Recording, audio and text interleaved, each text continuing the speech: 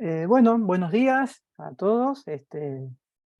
Un placer, como siempre, participar aquí del curso con los colegas, con Eite, con Leo, que son los primeros organizadores y bueno, líderes de esta iniciativa. Y la idea para hoy, que luego lo vamos a ir compartiendo con Susana Ramos, es tratar de comentar algunos abordajes que nos permiten entender propiedades vibracionales de sólidos a partir de estos métodos ab initio que usualmente se vienen desarrollando en el marco, o más bien en la escuela más solidista, ¿no? Porque entender fonones, entender vibraciones, siempre de alguna forma la podemos agrupar en dos: la escuela más química, si se quiere, química cuántica, a partir de sistemas, digamos, unidimensionales o cero dimensionales, sistemas de clúster principalmente.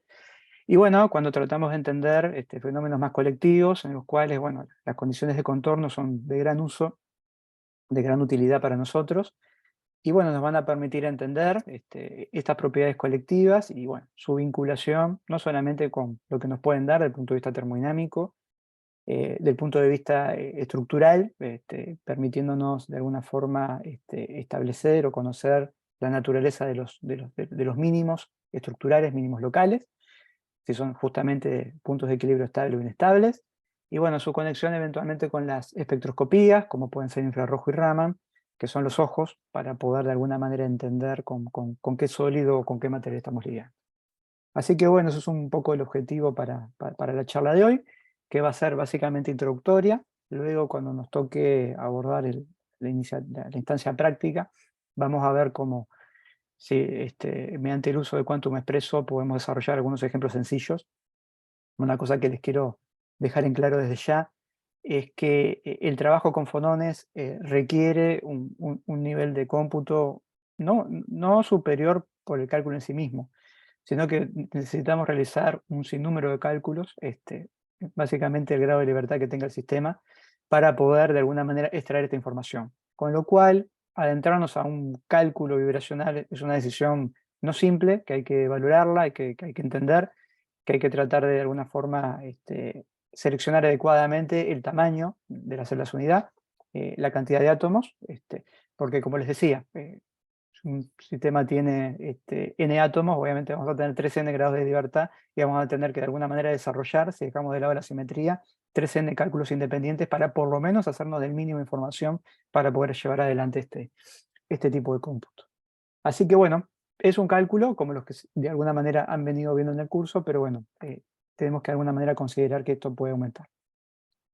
Así que bueno, vamos a hacer un muy breve repaso de algunas cuestiones importantes a la hora de qué es lo que vamos a determinar, para luego sí adentrarnos en las dos metodologías grandes que, como les decía hoy, vamos a describir, al menos desde el punto de vista teórico, para la determinación de las propiedades vibracionales de los sólidos. ¿Tá?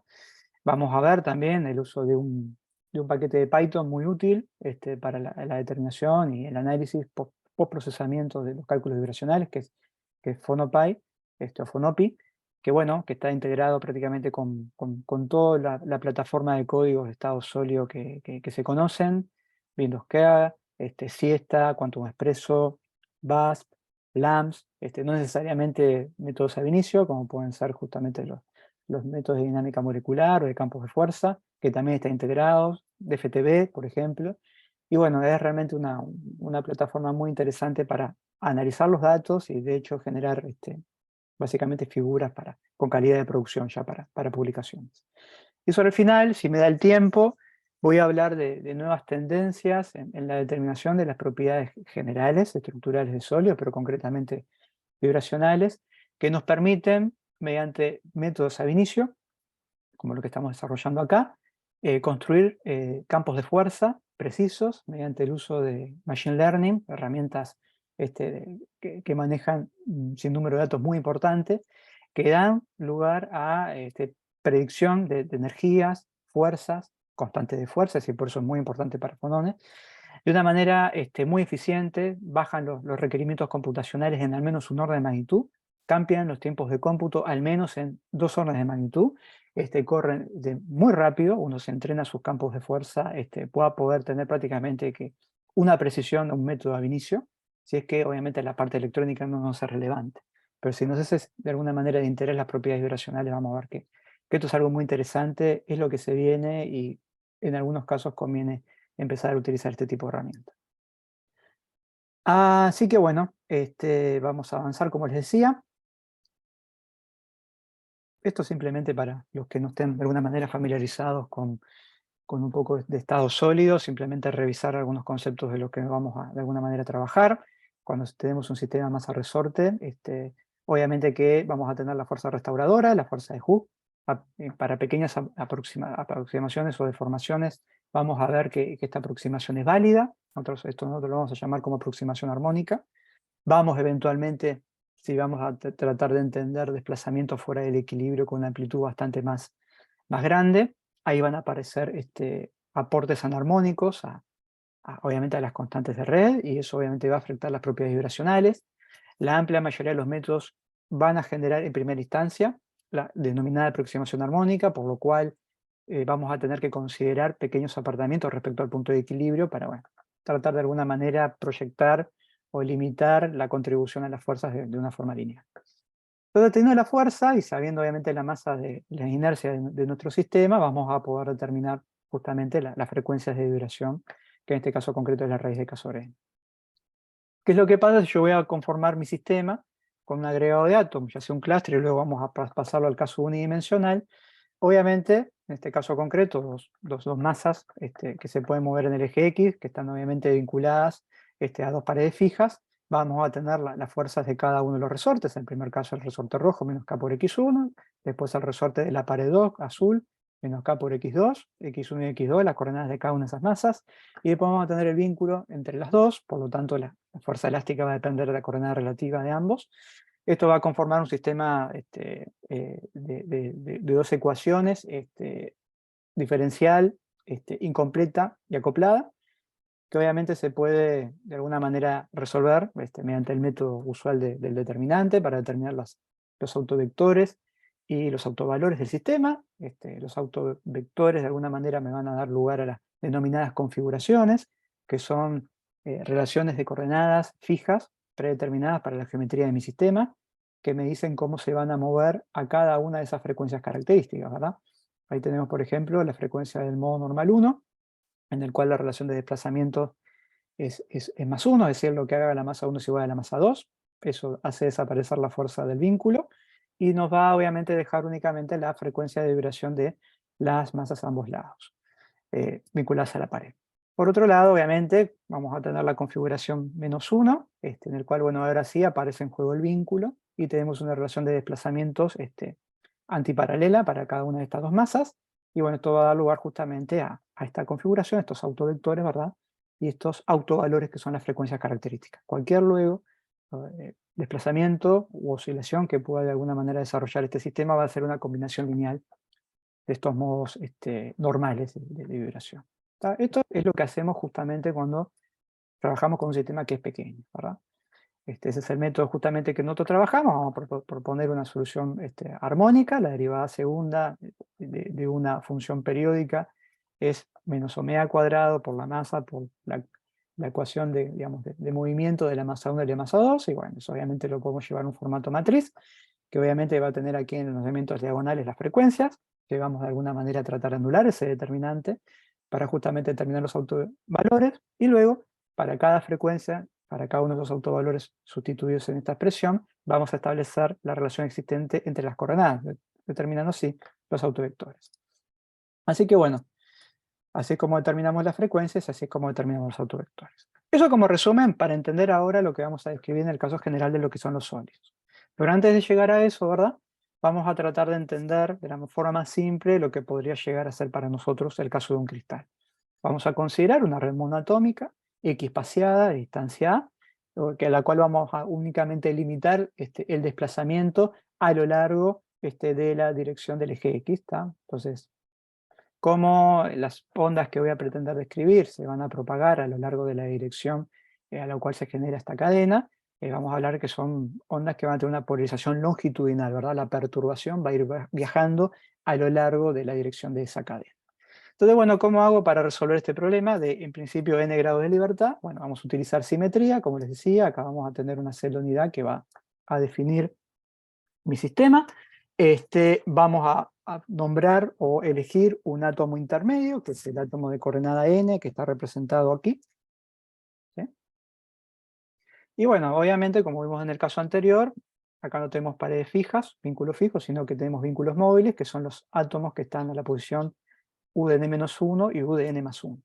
Por lo tanto, la fuerza va a ser justamente la constante de elasticidad, vamos a asumir que es la misma para cada par de vínculos que tengamos, y obviamente esta fuerza va a depender de la coordenada relativa del átomo n del átomo n+1, y lo mismo va a ocurrir con el átomo n y el átomo n-1. Por lo tanto, me aparece ahí la constante de fuerza multiplicado por la diferencia de la coordenada de un+1 menos u de n, y después la constante de fuerza multiplicada por la coordenada u de n-1 menos u de n. ¿Está? Restando esas dos fuerzas, obviamente me lleva esta presión para la segunda ley de Newton. Del lado de masa por aceleración, vamos a tomar la derivada segunda de la evolución de esta deformación en torno al punto de equilibrio, y esto a nosotros, si lo miramos fuerte, de alguna forma, y teniendo en cuenta que ya sabemos que vamos a describir ondas, ¿sí? Vamos a proponer una solución característica que es una onda plana, ¿tá? Que va a tener esta amplitud, que va a tener obviamente esta evolución espacial, el número de onda multiplicado por la posición del átomo que pretendemos describir, y bueno, obviamente la dependencia temporal, ¿no? Omega por t. Así que bueno, la posición de cada uno de los átomos, como esto es una red cristalina, como les decíamos, esto es igual a n por a, y bueno, así tenemos nuestra expresión. Eso está ya todo dado para que podamos describir qué es lo que ocurre con el átomo n+1, qué es lo que ocurre con el átomo n-1 y qué es lo que ocurre cuando tomamos la derivada segunda de esa expresión. Así que bueno, de esa forma, sustituyendo, vamos a tener de vuelta, como vimos en el caso de 2 grados, la frecuencia al cuadrado por la masa, por la coordenada, esto es lo que da masa por aceleración. Y bueno, sustituyendo lo que ocurre para cada átomo, U de n y U de n+1, vamos a poder de alguna manera escribir, haciendo uso de propiedades de las exponenciales, qué es lo que ocurre con la coordenada U de n+1 y con la coordenada U de n-1 para describir aquí a la función U de n.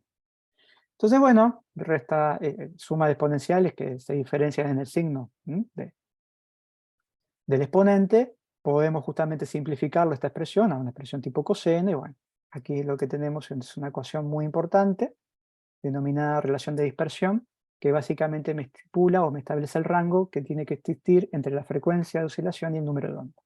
Una de las primeras cosas importantes que entendemos de los sólidos, ¿verdad?, es que el vínculo de omega y k tiene una cota, ¿verdad? No cualquier frecuencia va a poder ser propagada en este medio. Tenemos obviamente una región de gap, una región prohibida, que básicamente me dice que, bueno, si yo la frecuencia es demasiado grande, el ida y vuelta, que yo básicamente establezco en los átomos, ¿verdad?, es tan rápido que, bueno, el sistema no necesariamente lo pueda compasar. Entonces la onda de alguna manera se autoamortigua y no se propaga. Si yo eventualmente quiero propagar esta frecuencia, con esta frecuencia característica, bueno, voy a ver que hay ciertos números de onda que son compatibles con esa red, ¿va? Así que bueno, esto es un medio distinto a lo que ocurre en los fotones en el vacío, y por lo tanto la relación de dispersión es una forma, digamos, interesante de caracterizar a nuestro sólido. Es el diagrama de bandas vibracional del sólido presentado de esta forma.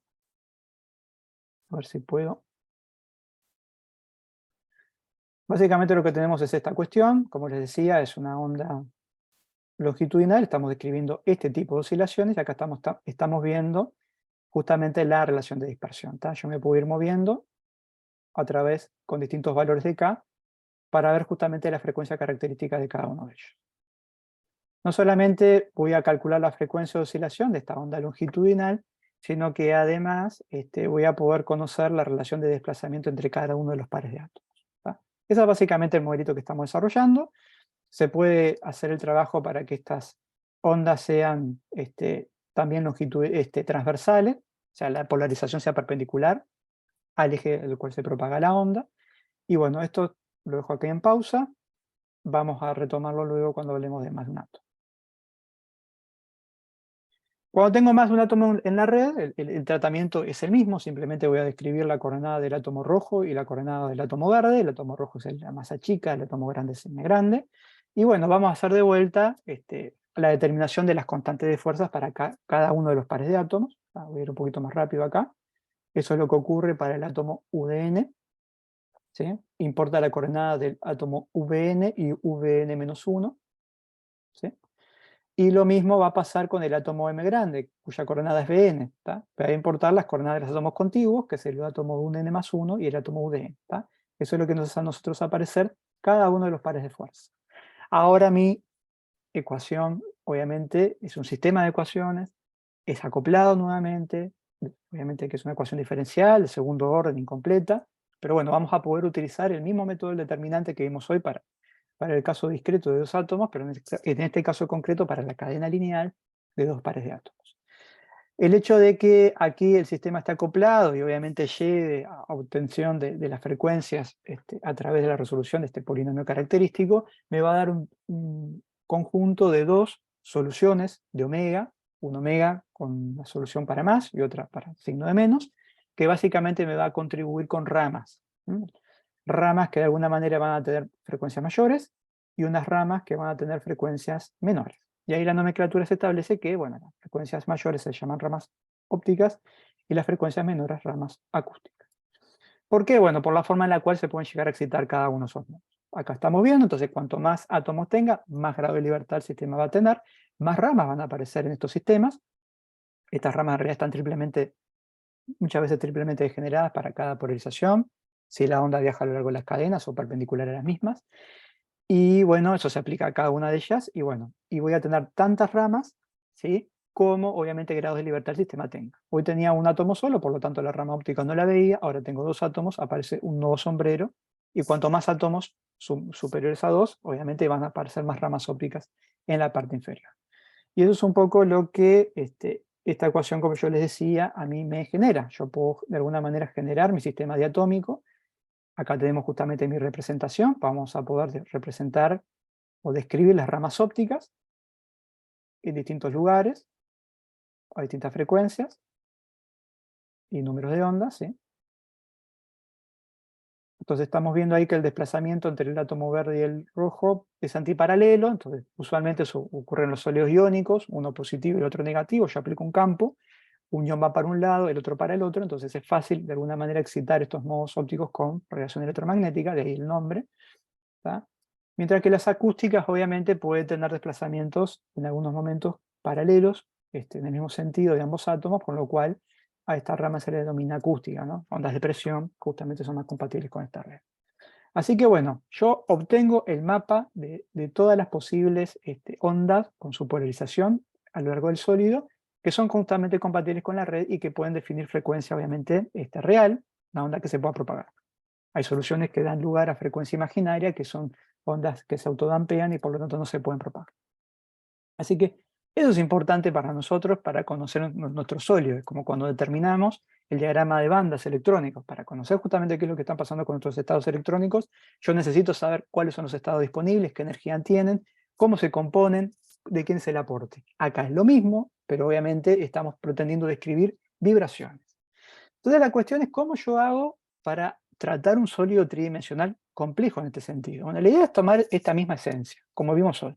Si yo soy capaz de determinar las constantes de elasticidad, K en el primer ejemplo, C en estos últimos, yo conozco las masas, el sistema obviamente está definido desde ese punto de vista, y si yo soy capaz de medir las fuerzas, voy a poder hacer esta misma operativa mecánica, mecánica analítica, para resolver justamente estas ecuaciones de onda y obtener las relaciones de dispersión, con lo cual yo de alguna manera luego tengo acceso a toda la información. Así que bueno, es por eso que los métodos Savigny son tan buenos en este sentido. Yo de alguna manera puedo, por ejemplo, tomar mi cristal, ¿sí? Acá estoy dibujando una celda unitaria, digo, bueno, tengo dos átomos. ¿Cómo puedo hacer para determinar las constantes de fuerzas? ¿O en qué dirección? Bueno, el sistema tiene 3 grados de libertad, al menos yo tendría que mover cada átomo en la dirección del eje X, en la dirección del eje Y o el eje Z. Para ser correctos, en las direcciones de los ejes de la red, no todos los sistemas son ortorrómbicos, ¿verdad? Pueden tener relación de ángulos distintos de 90, triclínicos, el caso más asimétrico de todo. Bueno, en ese caso desplazaríamos a lo largo de cada uno de los ejes de la red, que no necesariamente son ortogonales. Y bueno, de esa manera yo voy midiendo, haciendo el desplazamiento en un átomo, como por ejemplo este que está aquí, ¿sí? Y midiendo las fuerzas que se generan en todos los átomos alrededor. De esa manera, yo voy a poder establecer una matriz denominada constante de fuerza que básicamente me dice, moviendo un átomo en una determinada dirección, un determinado desplazamiento unitario, bueno, cómo es la evolución de la fuerza en el entorno a él. Con eso, yo puedo tomar las derivadas sucesivas para determinar las constantes de elasticidad. Con eso, ir al equivalente de la segunda ley de Newton, diagonalizar esa situación, obtener frecuencias y obtener configuración. ¿Va? Esa es la idea y el uso por el cual nosotros vamos a empezar a hablar de esto en el marco de este curso. Esta es justamente la metodología más simple, esto se le llama desplazamiento finito.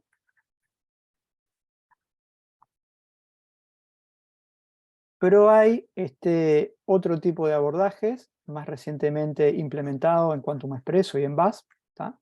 Que es un método perturbativo. ¿Tá? Se establece un hamiltoniano, se establece una perturbación de ese hamiltoniano y yo de alguna manera puedo sacar información de los fonones generados en mi sistema. Lo que tiene de bueno es que es un poquito más costoso desde el punto de vista computacional, pero me permite trabajar con una celda unidad con el menor número de grados de libertad independiente. Para este tipo de abordaje, que es bastante, digamos, evidente, bastante trivial, yo muevo un átomo, mido fuerzas, como estamos viendo acá, no me alcanza con trabajar con una celda unidad, con la que tiene el menor número de grados de libertad independiente.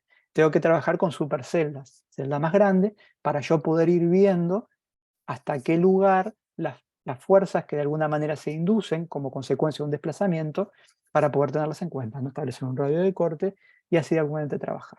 Entonces, los desplazamientos finitos requieren superceldas. Los métodos perturbativos me permiten trabajar con las celdas unidades prístinas, originales, pero implican un tiempo de cómputo un poco superior. Entonces, bueno, imaginemos que tenemos eso. Entonces, bueno, ¿cómo hacemos para colectar esta información? Bueno, yo básicamente voy a pretender construir mi hamiltoniano con términos de energía cinética, como siempre, y energía de potencial. Ese potencial de interacción, básicamente lo vamos a expandir en series de Taylor, y como les decía hoy, vamos a trabajar con la aproximación armónica, vamos a truncar la serie de elementos que están obviamente, perdón, de aquí en adelante, esto estaba bien, de series en adelante, y bueno, la cuestión es cómo yo determino esta matriz de constante de fuerza. Bueno, básicamente está construido de esta forma. Yo mido la fuerza a lo largo de la componente I para el desplazamiento de un átomo a lo largo de una dirección J. O sea, muevo un átomo a la dirección del eje X y veo las fuerzas en todos los demás a través de la componente X, la componente Y y la componente Z. Y así sucesivamente. Así que con eso se establece esa matriz, que es básicamente lo que nos provee a nosotros los métodos ab initio. Y bueno, luego con eso vamos a construir nosotros nuestro hamiltoniano. Y bueno, para poder de alguna manera resolver este hamiltoniano, tenemos que hacer una primera operación. Si yo directamente construyo este hamiltoniano, no voy a obtener toda la posibilidad de utilizar el aparataje matricial para resolver esto como una ecuación secular. Una práctica interesante y simple es aplicar una transformada de Fourier a esta constante de fuerza. Estamos viendo aquí, concretamente, bueno, con un factor de normalización, que nos permite a nosotros obtener lo que se conoce como matriz dinámica. La matriz dinámica es muy interesante porque, multiplicada por los desplazamientos, nos permite a nosotros establecer esta ecuación de valores propios, que son por un lado las frecuencias, o sea, los autovalores de mi sistema, por justamente los desplazamientos que estábamos considerando. Entonces, esto es similar a lo que hacemos nosotros cuando hacemos un cálculo electrónico, ¿verdad? El hamiltoniano por la función de onda igual a la energía por la función de onda. Bueno, acá simplemente estamos tomando la matriz dinámica por los desplazamientos igual a la frecuencia al cuadrado por los desplazamientos. El autovector de los desplazamientos. Entonces, podemos utilizar todo el aparataje conocido de diagonalización de matriz, determinación de autovalores y determinación de autovectores para resolver este problema. Así que bueno, eso es lo que nos da a nosotros la posibilidad de trabajar justamente con esa matriz dinámica. Así que bueno, básicamente esa es la esencia del método, no hay mucho más, y es así como se implementa en la amplia mayoría de los códigos ab initio tal como los conocemos. Y bueno, básicamente, como les decía, esa es la construcción. ¿Tá? Mover un átomo, medir las fuerzas. tengo las fuerzas, construyo este potencial de interacción, potencial de fuerzas consistente en estos cocientes de las fuerzas respecto a los desplazamientos, ¿sí? O eventualmente abordar esta situación mediante los métodos perturbativos, que son más elaborados, más demandantes y no necesariamente implementados en todos los códigos. Quantum Expresso fue el primero en hacerlo. VASP implementó el desarrollo de Quantum Expresso, así que básicamente es lo mismo lo que hacen los dos. Pero si esta no lo hace, Windowska no lo hace, y bueno, honestamente yo es el que suelo utilizar por un tema de digamos, recursos computacionales que tenemos. Prefiero correr sistemas más chicos, tiempo más largo, que correr un sinnúmero de estructuras mucho más grandes que eventualmente pueden terminar tiempos más cortos. Ese básicamente es el balance, y bueno, nosotros siempre nos terminamos inclinando por este tipo de metodología, siempre y cuando sea posible. Así que bueno, el DFPT, como decíamos hoy, el Density Functional Perturbation Theory, permite cálculos precisos, eficientes, en energías totales. Y bueno, una cosa que de alguna forma quiero que quede claro. Nosotros lo que hacemos cuando hacemos un cálculo de FT, en primera instancia, es determinar la energía. Realizamos todo el análisis previo de convergencia en tamaño de base y en número de puntos K. El tamaño de la base es un parámetro variacional. Cuanto más grande la base, la energía tiene que ir yendo más bajo, en principio monotónicamente, que estamos ya cerca del punto óptimo, por decirlo así, no si estoy utilizando una base demasiado chica. La evolución de los puntos K, el sampleo de la primera zona de Brillouin, es una cuestión numérica, o sea, no es un parámetro variacional, uno lo tiene que ir aumentando hasta que logra tener una determinada estabilidad. Esa etapa es muy necesaria. ¿Por qué? Porque yo necesito tener energías precisas, es decir, que sufran pequeñas fluctuaciones numéricas. La fluctuación numérica puede ser el propio proceso digamos, de diagonalización, de resolución de mi sistema de ecuaciones, pero también puede tener una consecuencia directa de las condiciones en las cuales yo desarrollo mi código, tamaño de la base y puntos K. Si la energía total, en vez de darme 3,2, me dio 3,201, quizás el problema no sea tan grande cuando veo la energía. Pero tengan en cuenta que si yo quiero obtener fuerzas, las fuerzas son menos las derivadas de las energías. Por lo tanto, si yo tengo un error a la hora de determinar la energía, ya la derivada va a tener un error arrastrado. ¿Por qué es importante esto? Porque esto determina la constante de elasticidad. Si después a mí me interesan otro tipo de propiedades, por ejemplo, la parte armónica, como estamos viendo hoy, estamos viendo que yo preciso tomar la derivada de las fuerzas con respecto a la posición. ¿Tá?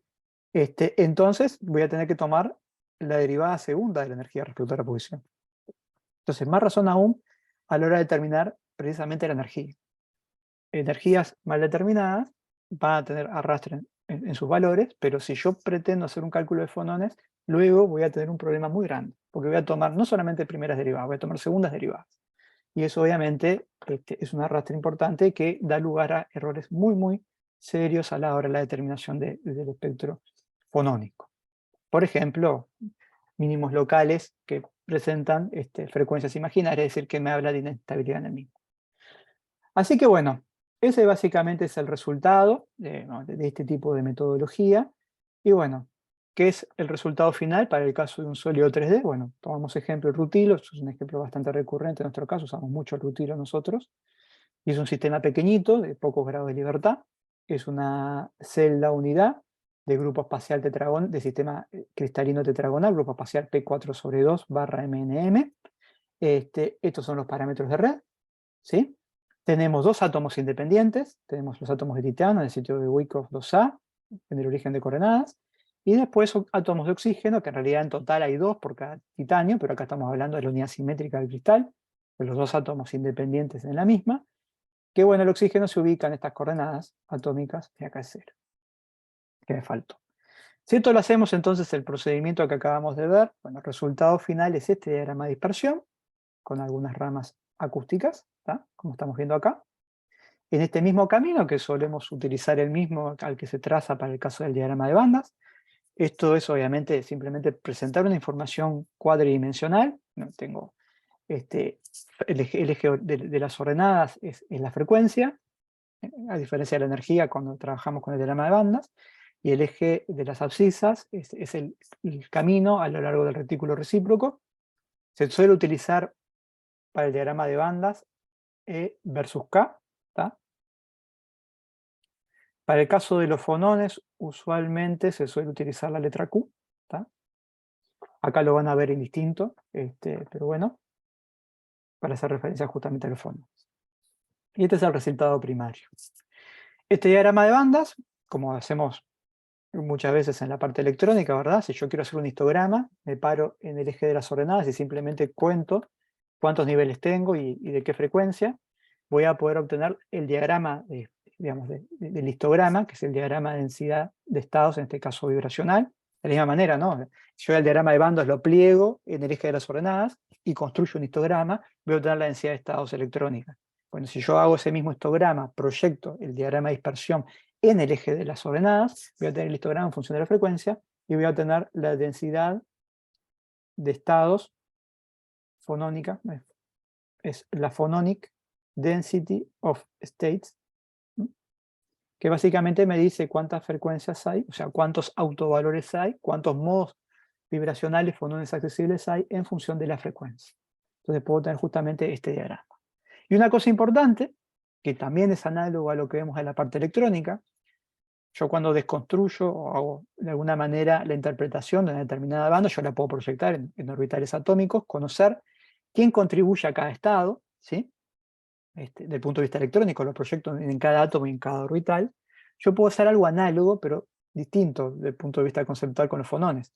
Yo puedo medir cada uno de esos autovalores, identificar qué onda de alguna manera le corresponde, qué fonón es, qué autovector tiene, y medir cuánto desplaza cada átomo. Entonces yo decirle, por ejemplo, al código que me pondere cada una de esas frecuencias y me diga, bueno, de estos modos vibracionales, ¿cuántos de ellos tienen mayor desplazamiento respecto al punto de equilibrio del átomo de titanio? Y lo que está puesto en azul. Entonces lo que estamos viendo en azul son fonones mayormente asignables a desplazamientos que involucran al titanio. Luego puedo hacer lo mismo, lo propio para el caso del oxígeno, ¿tá? Como les decía, esto es titanio y este es oxígeno. Bueno, ¿cuáles son los modos accesibles a el desplazamiento de los oxígenos? Y bueno, como estamos viendo acá, aquí tenemos un modo exclusivo de oxígenos, acá tenemos un modo exclusivo de titanio, bueno, y en el medio una mezcla de ambos, modos, ondas en las cuales tenemos un desplazamiento colectivo que involucra a los dos. Y bueno, se dan algunas cosas que uno puede llegar a esperar, ¿tá? Si yo simplifico toda esta problemática a entender que siempre en mecánica, cada una de las frecuencias de vibracionales de mi sistema, lo puedo entender como la raíz de K sobre mu, siendo mu la masa reducida. ¿Sí? Estamos viendo que este modo, esta frecuencia es R de K sobre la masa reducida de átomos exclusivamente de oxígeno, y acá omega como la raíz de K sobre la masa reducida de los átomos de titanio. El átomo de titanio obviamente es más masivo que el átomo de oxígeno. Por lo tanto, yo espero que el desplazamiento colectivo de átomos que de alguna manera tengan más inercia parezcan más pegados hacia el cero, ¿verdad? En el diagrama de dispersión, si están solos, ¿no? Ahora, cuando me voy al átomo más liviano, en este caso es el oxígeno, y está, como le establece aquí el diagrama de dispersión, vibrando solo ellos, y ojo cuando digo solo ellos, porque puede vibrar uno, puede vibrar un conjunto de ellos, eso me puede ir aumentando la inercia justamente de ese modo normal, pero bueno, en definitiva, tiene que aparecer en términos relativos a mayores frecuencias, porque la masa reducida del oxígeno es inferior. Y en el medio, bueno, hay una mezcla de ellos. La forma en la cual el diagrama de dispersión se genera no es una cuestión simplemente de masas, no es una cuestión simplemente de átomos en cuestión, no es una cuestión tampoco de la estructura en sí misma. Podemos hacer este mismo estudio para otro polimorfo del óxido de titanio como es la natasa y vamos a obtener un diagrama de dispersión bien diferente. ¿Qué es lo que cambia? Bueno, cambia la simetría, ¿tá? Cambia a veces el orden de enlace, el grado de covalencia, el grado de ionicidad que tenga el enlace, se va a ver reflejado en el espectro vibracional. Entonces hay algunas cuestiones directamente vinculadas al enlace que son importantes de ser vistas a través del análisis vibrónico o fonónico, si se quiere, vamos a ver un ejemplo al final, y bueno, me da información. Entonces, puedo tener óxido de titanio, puedo tener TiO2 y el diagrama de densidad de estado fonónico ser bien diferente. ¿Por qué? Porque la simetría es distinto, la forma en la cual los octaedros se conectan es diferente, la polarizabilidad del enlace cambiar levemente, ser más iónico, ser más covalente, y eso se va a ver en el diagrama de dispersión. Así que bueno, estas imágenes fueron obtenidas con este script de Python, como les decía, que analiza los resultados, los outputs de todos los códigos. En este caso concreto el cálculo fue hecho con Bash, pero lo vamos a ver en el tutorial con Quantum Expresso. Y bueno, como ven, la información es muy importante. Algunas cosas que se escapan en esta metodología y que de alguna manera hay que corregirlas para tener en cuenta. Tratemos de recapitular qué era lo que nosotros de alguna manera necesitábamos para hacer toda esta parte operativa. Yo preciso constante de fuerza. Lo que lee Fonopi, que es el que realiza la diagonalización, que es la que de alguna manera me permite determinar los autovalores para las frecuencias y para los autovectores, se basa simplemente en algo tan simple como el cociente de fuerza dividido desplazamiento, ¿no? Fi sobre delta RJ para conformar el potencial de IJ. ¿Sí? Básicamente es eso. Yo mido fuerzas y nada más que eso.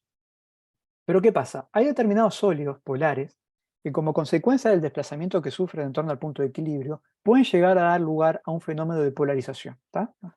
Yo tengo dos átomos, un átomo A, un átomo B, un punto de equilibrio, cada uno con su nube electrónica, por decirlo de alguna forma. Ahora el átomo A se separa un poco más del punto B, entonces ahí quizás queda un remanente de carga positiva en el átomo A y un remanente de carga negativa en el átomo B. ¿Sí? Esa información de las cargas yo no la tengo, ¿no? Porque además lo estoy haciendo en una única dirección. Y yo en los fonones a veces tengo desplazamientos colectivos.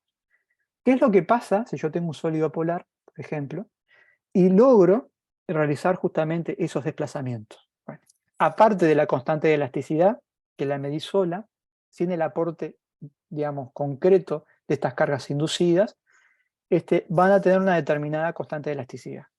Pero, por ejemplo, imaginen un sólido que tenga este arreglo, que tenga un plano donde tengo los átomos tipo A, que quede un remanente de carga positiva como consecuencia de ese desplazamiento, y se muevan de forma antiparalela. Entonces va a aparecer una fuerza de interacción coulombiana, está atractiva, obviamente, que va a ir oscilando en función de la proximidad. Así que hay un efecto ahí que me estoy perdiendo que no lo estoy explicitando. Que además no es homogéneo, porque fíjense, si el desplazamiento de esos planos acorta la distancia y la separa, es claro ese efecto. ¿Qué es lo que pasa si yo tomara ahora una relación de desplazamientos a lo largo de los planos? Que ahí yo tengo una placa positiva y una placa negativa, ¿no? Por esas cargas inducidas. Que tengan este desplazamiento a esta fuerza no le hace cuestión, ¿no? Porque los planos se forman de alguna forma, se establecen o se desplazan de forma paralela entre sí. No cambia la distancia. Entonces, estos fenómenos digamos, de inducción de carga dinámica en algún determinado tipo de modos con polarización longitudinal y transversal, puede llegar a ser un efecto importante que me lo estoy perdiendo por cómo yo construyo, ¿tá? La constante de fuerzas. ¿Tá? Esto se conoce como fenómeno de Leotte splitting, porque básicamente a mí me va a separar algo que si no hubiesen cargas inducidas, esos modos serían perfectamente degenerados, pero ahora hay determinados modos longitudinales ópticos que se van a diferenciar de los modos transversales ópticos, ¿sí? Que como consecuencia de esa carga inducida. Así que el método de FTESO se lo pierde cuando trabajo con las constantes de fuerza. Pero yo solo puedo incorporar luego en el modelo, en el procesamiento de datos, en la construcción de la matriz dinámica, que es en definitiva lo que yo trabajo, lo que yo diagonalizo. Insisto, yo estos cálculos, Quantum Expresso lo hace, pero para la mayoría de los casos, simplemente yo tomo de los códigos ab initio fuerzas, y yo simplemente trabajo con las fuerzas que salen del output, divido entre los desplazamientos y ahí sigo trabajando. O sea, no hay información electrónica, no hay información de cargas.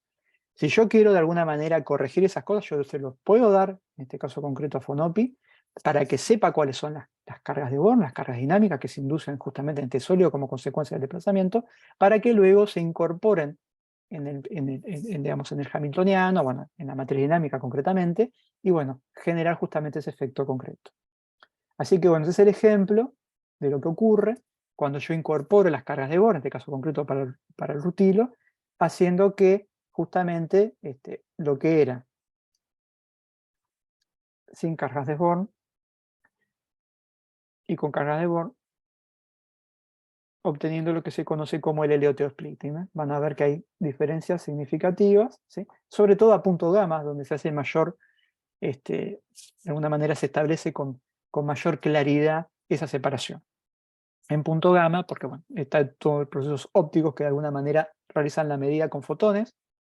Entonces, cuando yo de alguna manera pretendo analizar mi sólido desde el punto de vista espectroscópico, yo tengo mi diagrama de dispersión, mi diagrama de alguna manera de acceso a modos vibracionales, y bueno, en el eje horizontal es el número de onda. Yo cuando realizo una espectroscopía voy a estar trabajando con fotones que prácticamente no van a modificar a mi diagrama de dispersión muy lejos justamente del punto gamma. Cuando a mí me interesa espectroscopía, me interesa infrarrojo, me interesa Raman, del diagrama de dispersión me voy a estar parando en punto gamma.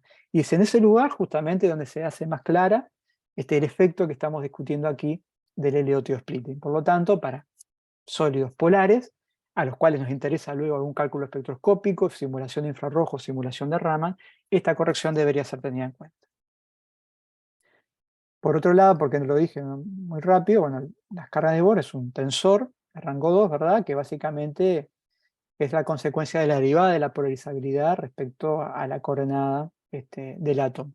Así que básicamente yo voy a tener para cada átomo de la red una matriz de 3×3 que básicamente me dice cómo se induce una carga en dicho átomo como consecuencia de su desplazamiento relativo en las tres direcciones del espacio.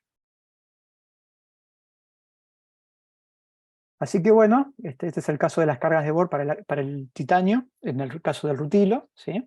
Como ven, titanio 6,3, 6,3 y 7,6. El sistema es tetragonal, es decir, A es igual a B en esta celda, y el eje C es diferente, por eso acá tenemos una matriz que no es simétrica. Si el sólido hubiese sido cúbico, en ese caso sí, las cargas de Bohr son matrices diagonales, simétricas, ¿verdad?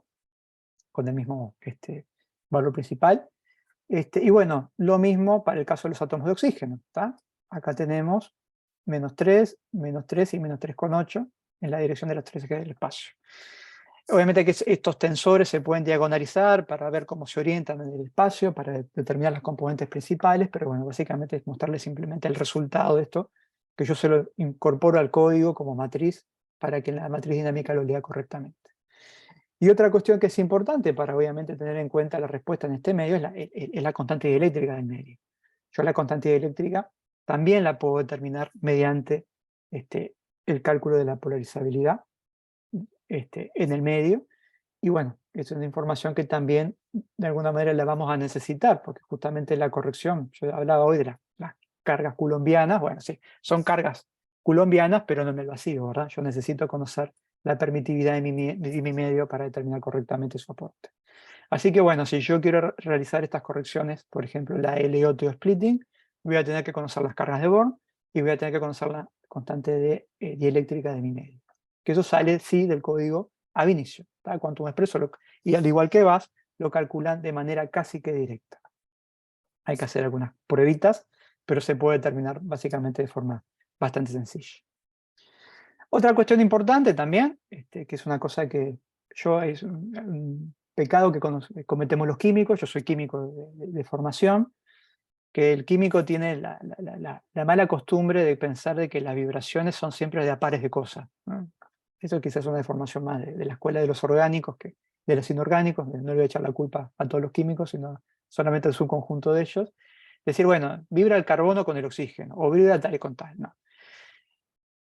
Primero, las vibraciones hasta de una molécula no son individuales, son una mezcla, donde tenemos un mayor desplazamiento de un subconjunto de átomos. Eso es lo primero que tendríamos que decir. Pero en el caso del sólido es peor todavía, porque yo no tengo vibraciones individuales, yo tengo justamente ondas colectivas que se propagan en el sólido. Yo después tengo que elegir, bueno, dentro de mi diagrama de dispersión, dónde voy a mirar y cómo me voy a desarrollar, para ver cómo lo voy a representar. Pero eso, peor aún, porque yo cuando digo, bueno, tengo el sólido, lo voy a mirar en punto gamma, que es un poco lo que tenemos acá, representado para el caso del rutilo.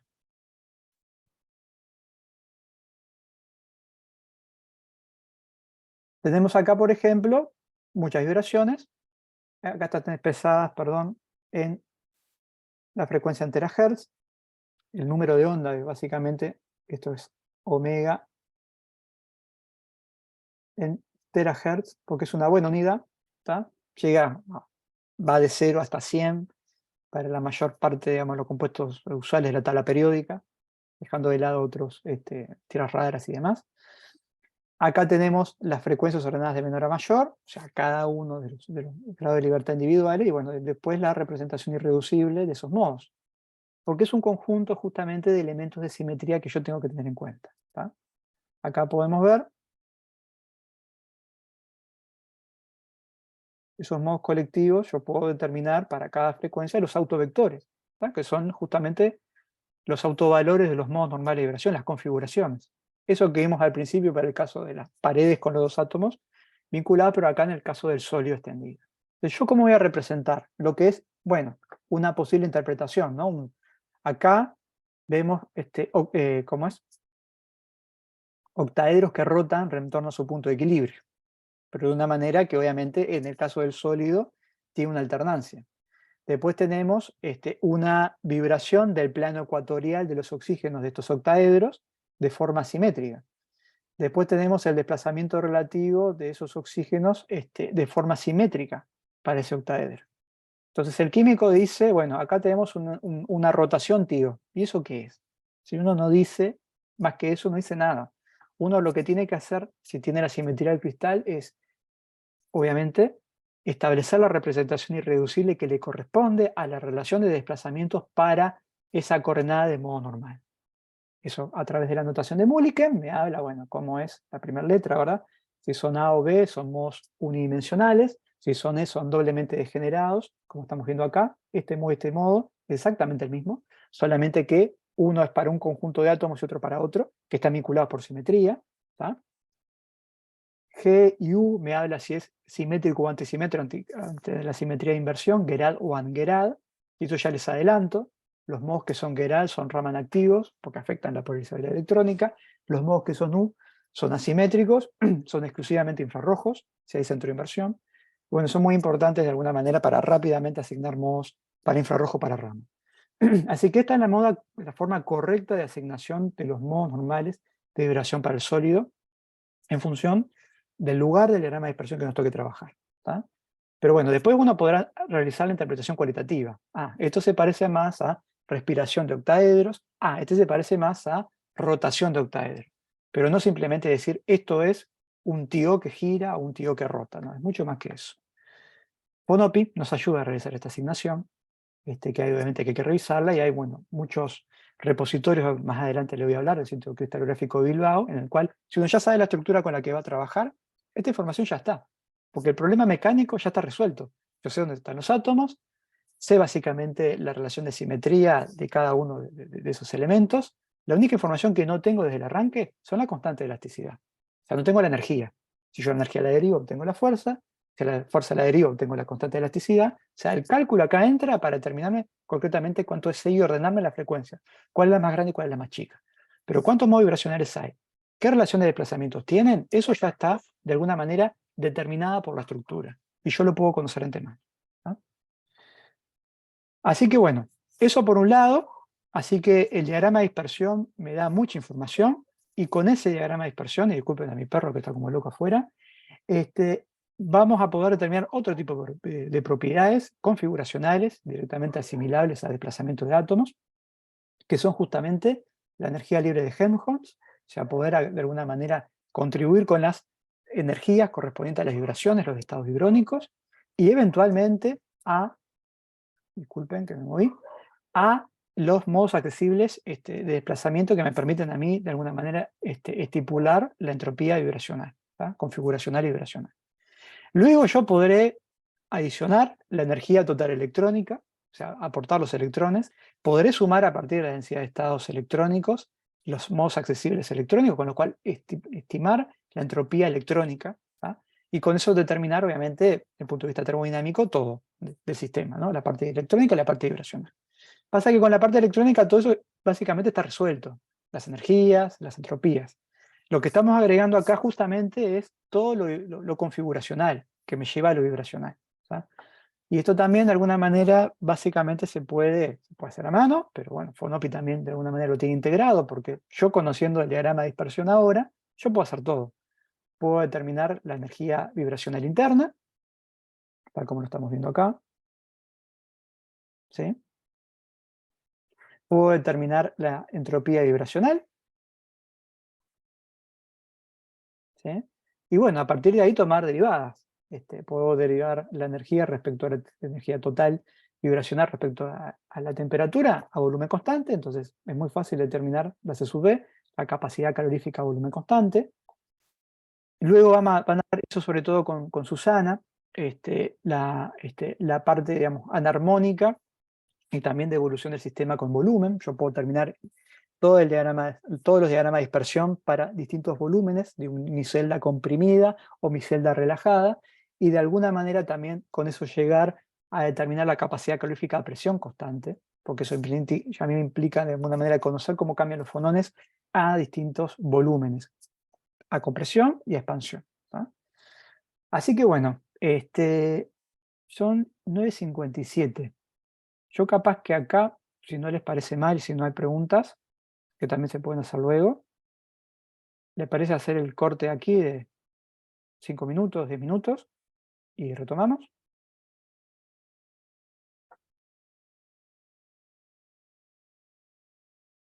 Hola, sí, me parece bien. ¿Sí? Bueno. Dale. Bien, volvemos. Entonces 10 y 5, ¿está bien? Hay un punto medio entre 5 y 10 minutos. De acuerdo. Muy bien.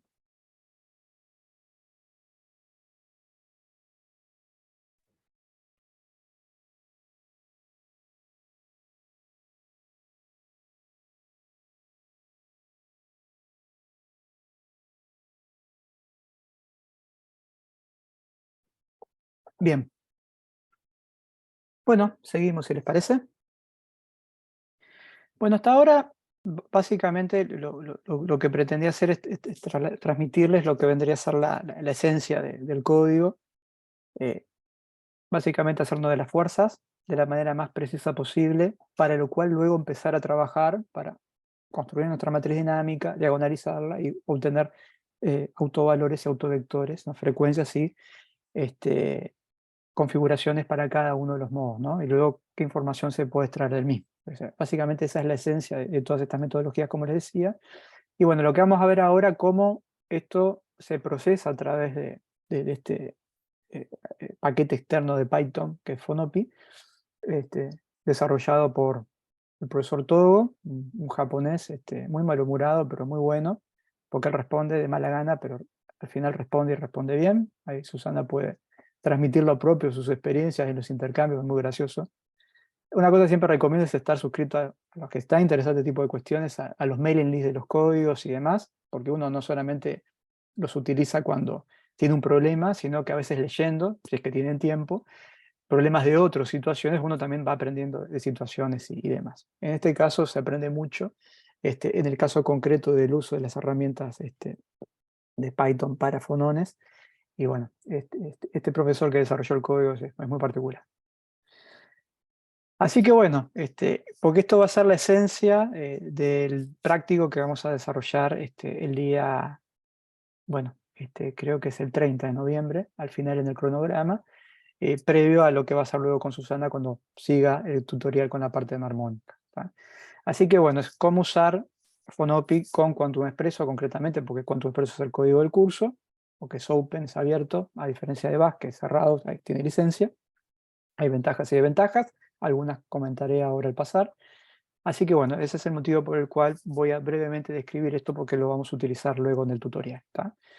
Así que bueno, ¿qué es Fonop? Es un paquete de cálculo de fonones a través de constantes de fuerzas. ¿Sí? Utiliza los resultados, como les decía, de primeros principios, de prácticamente la mayoría de los códigos más ampliamente difundidos, que todos conocemos, utilizamos. Yo acá pongo los que yo utilizo, aunque más digamos, en el último tiempo veo que estamos trabajando exclusivamente con Bash y con DFTB, pero bueno, también tiene el paquete está disponible para Windows K, Quantum Expresso y Consiesta. Requiere como input los cálculos de fuerzas y bueno, permite realizar el postprocesamiento completo de fonones y propiedades térmicas, de manera casi que automática. Así que bueno, el primer parte del proceso, como les decía, yo tengo que partir de una estructura que luego la voy a separar del punto de equilibrio con desplazamientos individuales. O sea, que está fuera de discusión que la estructura tiene que estar relajada. ¿Tá? estar justamente en el punto de equilibrio, podrá ser estable o inestable, los fonones no van a dar información en ese sentido luego, pero bueno, tenemos que estar en el punto de equilibrio. Porque fíjense esta situación, hago la cuenta y obtengo un montón de frecuencias imaginarias. Uno va a mirar luego el output de la estructura con la que trabajó, y en el resultado de relajación habían fuerzas bastante más grandes a punto 0,4 electrón volt por átomo. Puede pasar que el átomo no esté en posición de equilibrio, y como consecuencia del desplazamiento, sí vaya, o se acerque un poco más al punto de equilibrio. ¿Qué va a pasar ahí? Yo me desplazo y la energía baja. Entonces, cuando tomo la derivada de la fuerza con respecto a la coordenada, la derivada de energía y después la derivada segunda, la concavidad no es positiva como si yo tuviese un potencial armónico. Voy a tener una curva de alguna forma con una concavidad negativa, y eso me va a dar lugar a una frecuencia que es imaginaria. ¿Por qué? Y bueno, si yo me desplazo en la energía baja, bueno, el potencial no es armónico, no es que yo me paro el punto de equilibrio y la energía sube, al contrario, y eso obviamente el código lo va a ver, lo va a medir. Y entonces ese es el camino hacia la aparición de muchos modos de frecuencia imaginaria. Entonces, las estructuras tienen que estar relajadas con un buen nivel de precisión para yo poder llevar adelante un cálculo fonónico, ¿tá? Así que más allá de la precisión que hablé hoy, acá estamos haciendo referencia a cómo fuimos de alguna manera avanzando en la determinación de las posiciones de equilibrio y el volumen de equilibrio para la estructura. Bien, así que bueno, se calcularán las fuerzas, se van a colectar y él mismo, o le doy las constantes el tensor de constante de fuerzas, o él lo determina también, lo puede calcular a partir del set of force. Y bueno, luego hacer todo el análisis de los fonones, como veíamos hoy, densidad de estados fonónicas, las bandas, que vendría a ser el diagrama de dispersión, las propiedades térmicas y demás. Y si queremos irnos más de la aproximación armónica, insisto, esto es lo que van a ver más con Susana, bueno, voy a poder entender, por ejemplo, la dilatación térmica del sólido y algunas propiedades que son dependientes de la temperatura. Uno de los grandes problemas que tiene del DFT, que el DFT es a 0 Kelvin. ¿Qué es lo que quiero hacer luego cuando quiero determinar una propiedad física que depende de la temperatura? Bueno, por ejemplo, una de ellas, una es la dinámica molecular, ab inicio y no ab inicio, algo voy a hablar sobre el final si tengo tiempo. La otra opción es a través del cálculo fonónico. Yo a través de la determinación de los modos vibracionales, yo puedo proyectar la evolución térmica del sólido, y con lo cual poder expresar, como por ejemplo es el caso de la dilatación térmica en función de la temperatura. Así que es una de las formas también los fonones que me permiten a mí llevar el cálculo más allá del 0 Kelvin y más allá de las propiedades estrictamente electrónicas. Así que bueno, ¿qué se necesita? Como les decía, del arranque, estructura. Y la estructura en su punto de equilibrio. Si es el VAS, el archivo estructural del VAS se llama POSCAR. En el Quantum Expresso, bueno, ustedes lo incorporan dentro del archivo del input como un único archivo, ¿verdad? En el Windows CAR, archivo struct. En el archivo sí está el Flexible Data Format del FDF, y bueno, y así sucesivamente. Así que bueno, estructura adecuadamente convergida en energías y fuerzas. Base y puntos K para las energías, relajación en las posiciones para fuerzas adecuadas. Una cosa que nos puede ayudar el FONOPI no solamente es para el postprocesamiento, si vamos a hacer desplazamientos finitos y queremos hacer uso de la simetría. Yo les decía hoy, bueno, yo tengo en principio una estructura con dos átomos, ¿tá? El átomo A y el átomo B. Bueno, yo tendría que realizar en tal caso desplazamientos en X, en Y y en Z para cada uno, ¿no? Así que en principio para estos dos átomos, por celda unitaria, tendríamos 6 desplazamientos. Pero bueno, acá hay simetría. Si hay simetría, obviamente ese número de grado de libertad puede reducirse, ¿verdad? Hacerlos independientes. Y bueno, eso de alguna manera FONOPI interpreta, lee la simetría de la estructura, y bueno, en vez de proponernos 6 desplazamientos, que ojo, hay que hacerlos a veces positivos y a veces negativos, para el desplazamiento positivo o negativo, me puede reducir esa cantidad. Y me genera las estructuras con el átomo en cuestión desplazado, ¿sí? Para el cual yo simplemente tengo que hacer luego un single point. Hago un cálculo sin relajar. Simplemente el átomo ya está movido de su lugar y yo quiero medir las fuerzas que se inducen en los vecinos, ¿tá? Y con eso luego construir el potencial de constantes de fuerzas, o la matriz de fuerza, como lo quieren llamar. Así que podemos utilizarlo como justamente un programa articulador para generarme los inputs necesarios para yo comenzar el cálculo.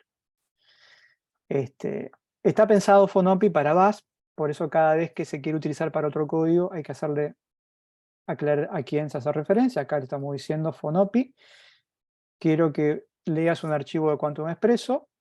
El archivo de la celda unidad, es el -c, tiene que ser este, ¿tá? Y bueno, -d va a generar los desplazamientos en una supercelda a la cual yo le voy a dar dimensiones. Si es 1, 1, la celda original, una vez A, una vez C. Y si pongo X y Z, va a ser X veces A, Y veces B y Z veces C. ¿Cómo saber cómo tomar la supercelda? Y no hay una regla, hay que ir agrandando la supercelda y determinar el diagrama de dispersión, determinar los fonones y ver hasta qué punto converge, ¿no? Eso es lo malo de trabajar con supercelda. Por eso yo les decía que cuando es posible, al menos la lógica nuestra de trabajo es tratar de utilizar la celda prístina, pero utilizar métodos perturbativos como DFPT para su determinación. Los cálculos tienen que ser precisos, por lo tanto tiene que ser, tener una buena tolerancia, y además se tienen que imprimir. Esto es para que Quantum Expresso imprima en el output el tensor de estrés, o sea, las fuerzas, ¿verdad?, paralelas y perpendiculares en la celda unitaria, con el cual también se relaja la celda, y las fuerzas en cada uno de los actos. En el caso de Bash, los que estén interesados, bueno, obviamente tiene que ser un cálculo con buena precisión, un buen número de ondas planas. El método de diagonalización electrónico será el analítico. Este es el default, pero bueno, hay que hacerlo explícito por las dudas. Y ahí hay un comando que básicamente establece que la grilla, el delta X, delta Y, delta Z, de la celda unitaria, donde se calcula la densidad electrónica, la ρ, sea más densa que la usual. Eso tiene un propósito para hacer la transformada de Fourier, pero en el caso concreto de determinación de fuerzas es una ventaja y hace que, si ese flag está incorporado, las grillas de densidad sean más densas y la determinación de las fuerzas un poco más precisas.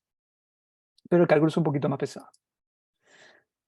Bien, y bueno, luego que uno prepara esos inputs y corre, entonces se generan los outputs. Entonces tengo el desplazamiento del átomo en cuestión y todas las fuerzas de los vecinos. Bueno, hay que colectar esa información. Bueno, entonces Fonopi luego entra en modo colección de fuerzas. Entonces le tengo que decir qué estructura es y con qué superceldas se crearon, ¿tá? -f es que lea las fuerzas y bueno, él va entrando en cada carpeta a leer el output. Este es un archivo indizado que tiene la información un poquito más ordenada. Entonces rápidamente se lee de allí, como un HTML, es un XML, ¿tá? Entonces le voy diciendo en las carpetas donde están las corridas y bueno, él lee de cada una de ellas la información necesaria. Para Quantum Expresso similar, ¿tá? De vuelta, le tengo que decir que estoy trabajando con Quantum Expresso, informarle la dimensión de la celda unitaria con la que estoy trabajando, que lea las fuerzas y los lugares a donde tienen que ir a buscarse, cada una de ellas, ¿tá? Así que bueno.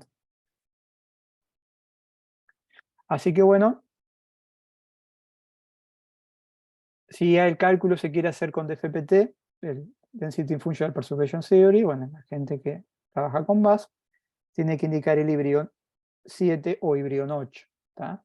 Y de vuelta el Agri True encendido.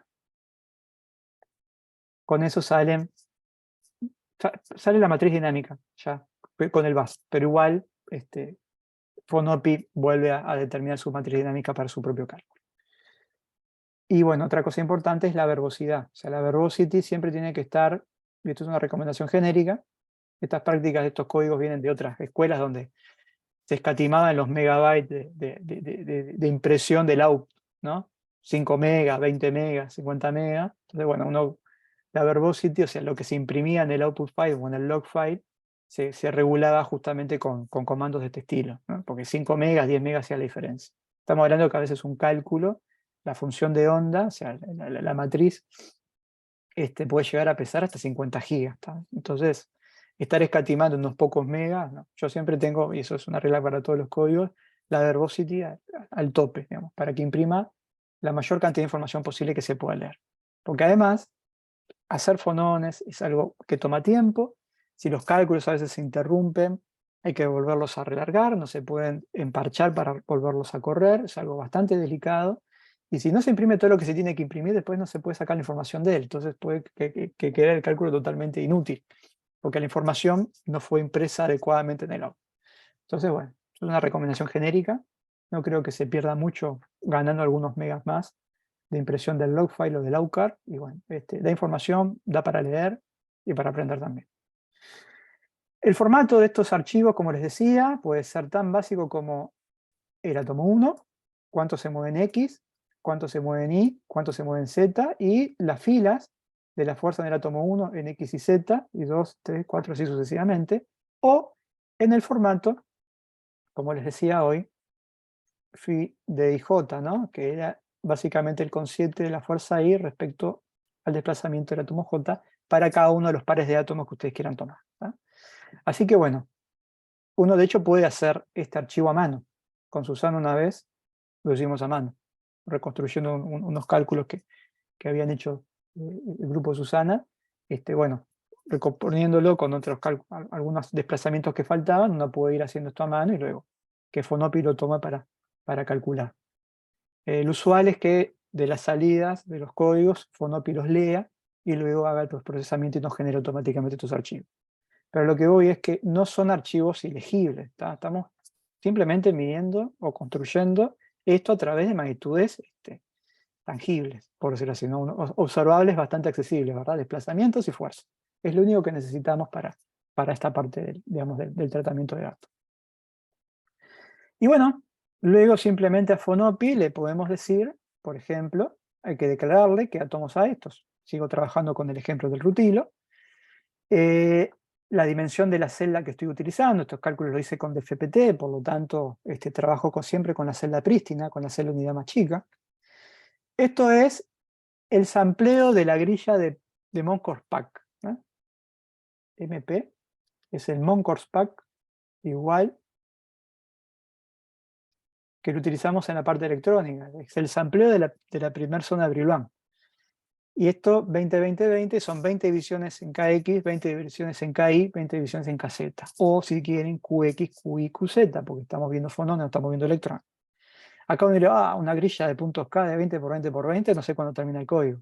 No, esto corre en segundos, en menos de minutos, o sea, porque de vuelta, no es un problema electrónico, la diagonalización es súper rápida porque estamos leyendo fuerzas, o sea, no, las escalas de tiempo en el postprocesamiento son obviamente muy inferiores a la del cálculo electrónico. O sea, lo que toma tiempo acá o es determinar las constantes de fuerzas o determinar las fuerzas a través del paso electrónico. Ese es el cuello de botella, el paso determinante. Después pasar esto a Fonopi y trabajar en Fonopi es bastante rápido. Entonces, probar grillas de 20, de 40, 60, pruébenlo, le va a llevar 1 o 2 minutos. Es bastante rápido y hay que chequearlo. Y se puede chequear rápido, ¿no? Chequear hasta que llegará a convergencia. Recuerden que los amplios en punto K a nivel electrónico o los amplios en puntos Q a nivel fonónico son justamente variables no variacionales. O sea, no voy a llegar a completitud de bases ni mucho menos. Simplemente eso es una integración numérica.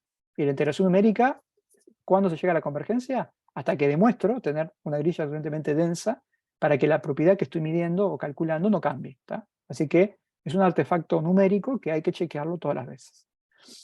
Así que bueno, en "-p" es plot, ploteo ese archivo y bueno, lo primero que me va a salir es la densidad de estados vibracional, ¿tá? De forma bastante directa. Quiero guardar los datos o quiero guardar un PDF, bueno, le tengo que poner la instrucción save y ya está. O sea, es muy simple usar, está el help a disposición, está todo en la página web. Si una cosa que es a veces un poco, reconozco que me complica un poco con Fonopi, es que cambia la nomenclatura de algunos comandos versión a versión. Entonces hay que tener siempre la página web al lado, que es el manual actualizado, para efectivamente ir a buscar correctamente cómo son cada una de las funciones. Es parte obviamente del proceso de mejora del código, pero bueno, reconozco que quizás de algunas cosas que estoy poniendo aquí en la última versión haya quedado en desuso o haya cambiado levemente. Si quiero hallar la densidad de estado fonónica parcial, esa que me permitía hacer la deconvolución del aporte de cada uno de los átomos, también yo pongo el listado de átomos y separo por coma, la coma arma grupos, así que el átomo 1 y 2 es el primer grupo y el átomo 3, 4, 5 y 6 es el otro grupo, 1 y 2 son titanios, y 3, 4, 5 y 6 son los átomos de oxígeno. Así que acá, como les decía, estamos viendo el titanio y acá estamos viendo el oxígeno. Es tan simple como eso. Después, si quiero calcular las propiedades térmicas, es lo de siempre, se le instruye con el comando "-t", que es justamente la dependencia de temperatura, y uno puede con eso directamente, ya saben, lo que cambia caso a caso es el diagrama de dispersión, y yo con él automáticamente, de forma numérica, puedo calcular la energía libre de Helmholtz, la entropía configuracional, la capacidad calorífica a volumen constante, no a presión constante, porque esto es una estructura sola. Cuando quiero la C sub P, la capacidad calorífica a presión constante, tengo que hacer la evolución fonónica a distintos volúmenes, es lo que van a hacer con Susana, y bueno, la energía vibracional. ¿Ah? Ahí las unidades, ojo, estamos acostumbrados a trabajar con electron volt. Acá venimos con una escuela más, por decirlo de alguna forma, más clásica. Bueno, las energías se expresan en kilojoule por mol, así que bueno, hay que tener cuidado ahí en la conversión de unidades. Que las pueden estipular en los archivos para que el código, hay obviamente hay un criterio, o sea, hay un flag que nos permite cambiar las unidades de ploteo, pero bueno, hay que hacerlo explícitamente por default, salen en kilojoule por mol. Cuando quiero calcular el diagrama de bandas vibracionales y el diagrama de dispersión, al igual que hacemos en la parte electrónica, yo tengo que establecer el camino, tengo que darle las coordenadas, con instrucción MAN, coordenadas del punto Q de arranque, punto Q que sigue, siguiente, siguiente y siguiente. Así que tengo en principio 1, 2, 3, 4, 5 puntos a calcular. En esos 5 puntos además yo puedo agregarle la etiqueta para el output, o sea, arranco en punto gamma. Ojo que este diagrama no es pero bueno, voy de gamma, paso por X,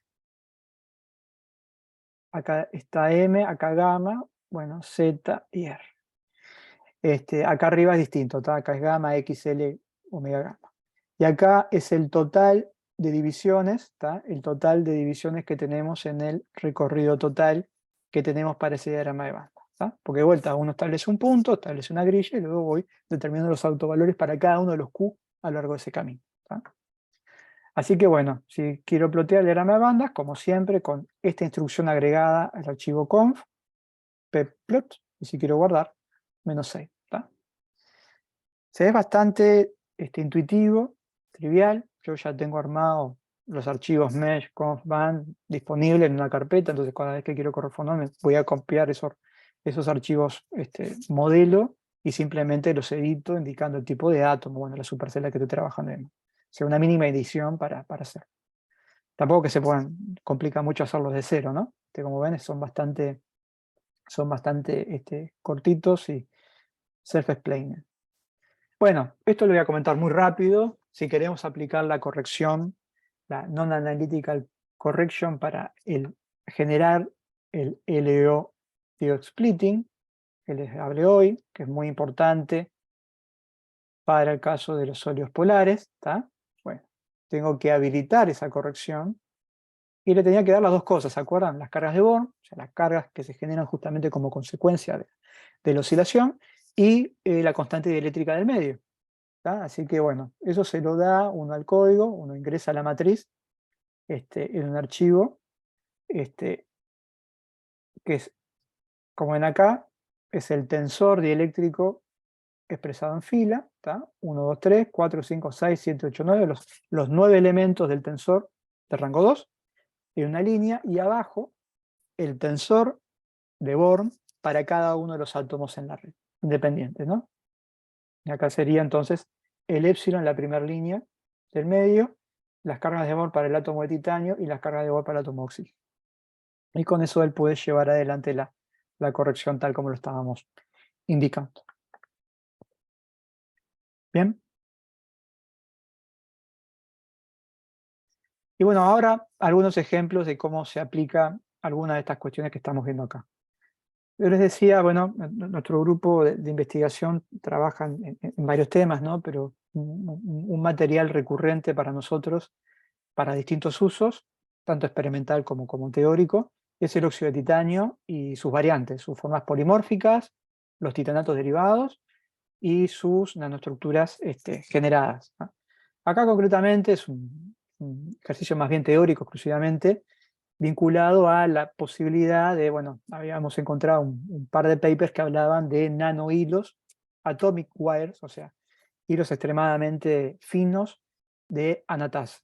Obviamente que hay unas condiciones de síntesis muy particulares, en un medio de reacción donde se forma una fase oleaginosa, estos hilos que crecen de forma unidimensional, o sea, parecerían tener el espesor prácticamente que monotómico. Entonces, bueno, generamos unos modelos, porque ya veníamos trabajando con anatasa, para ver qué tal.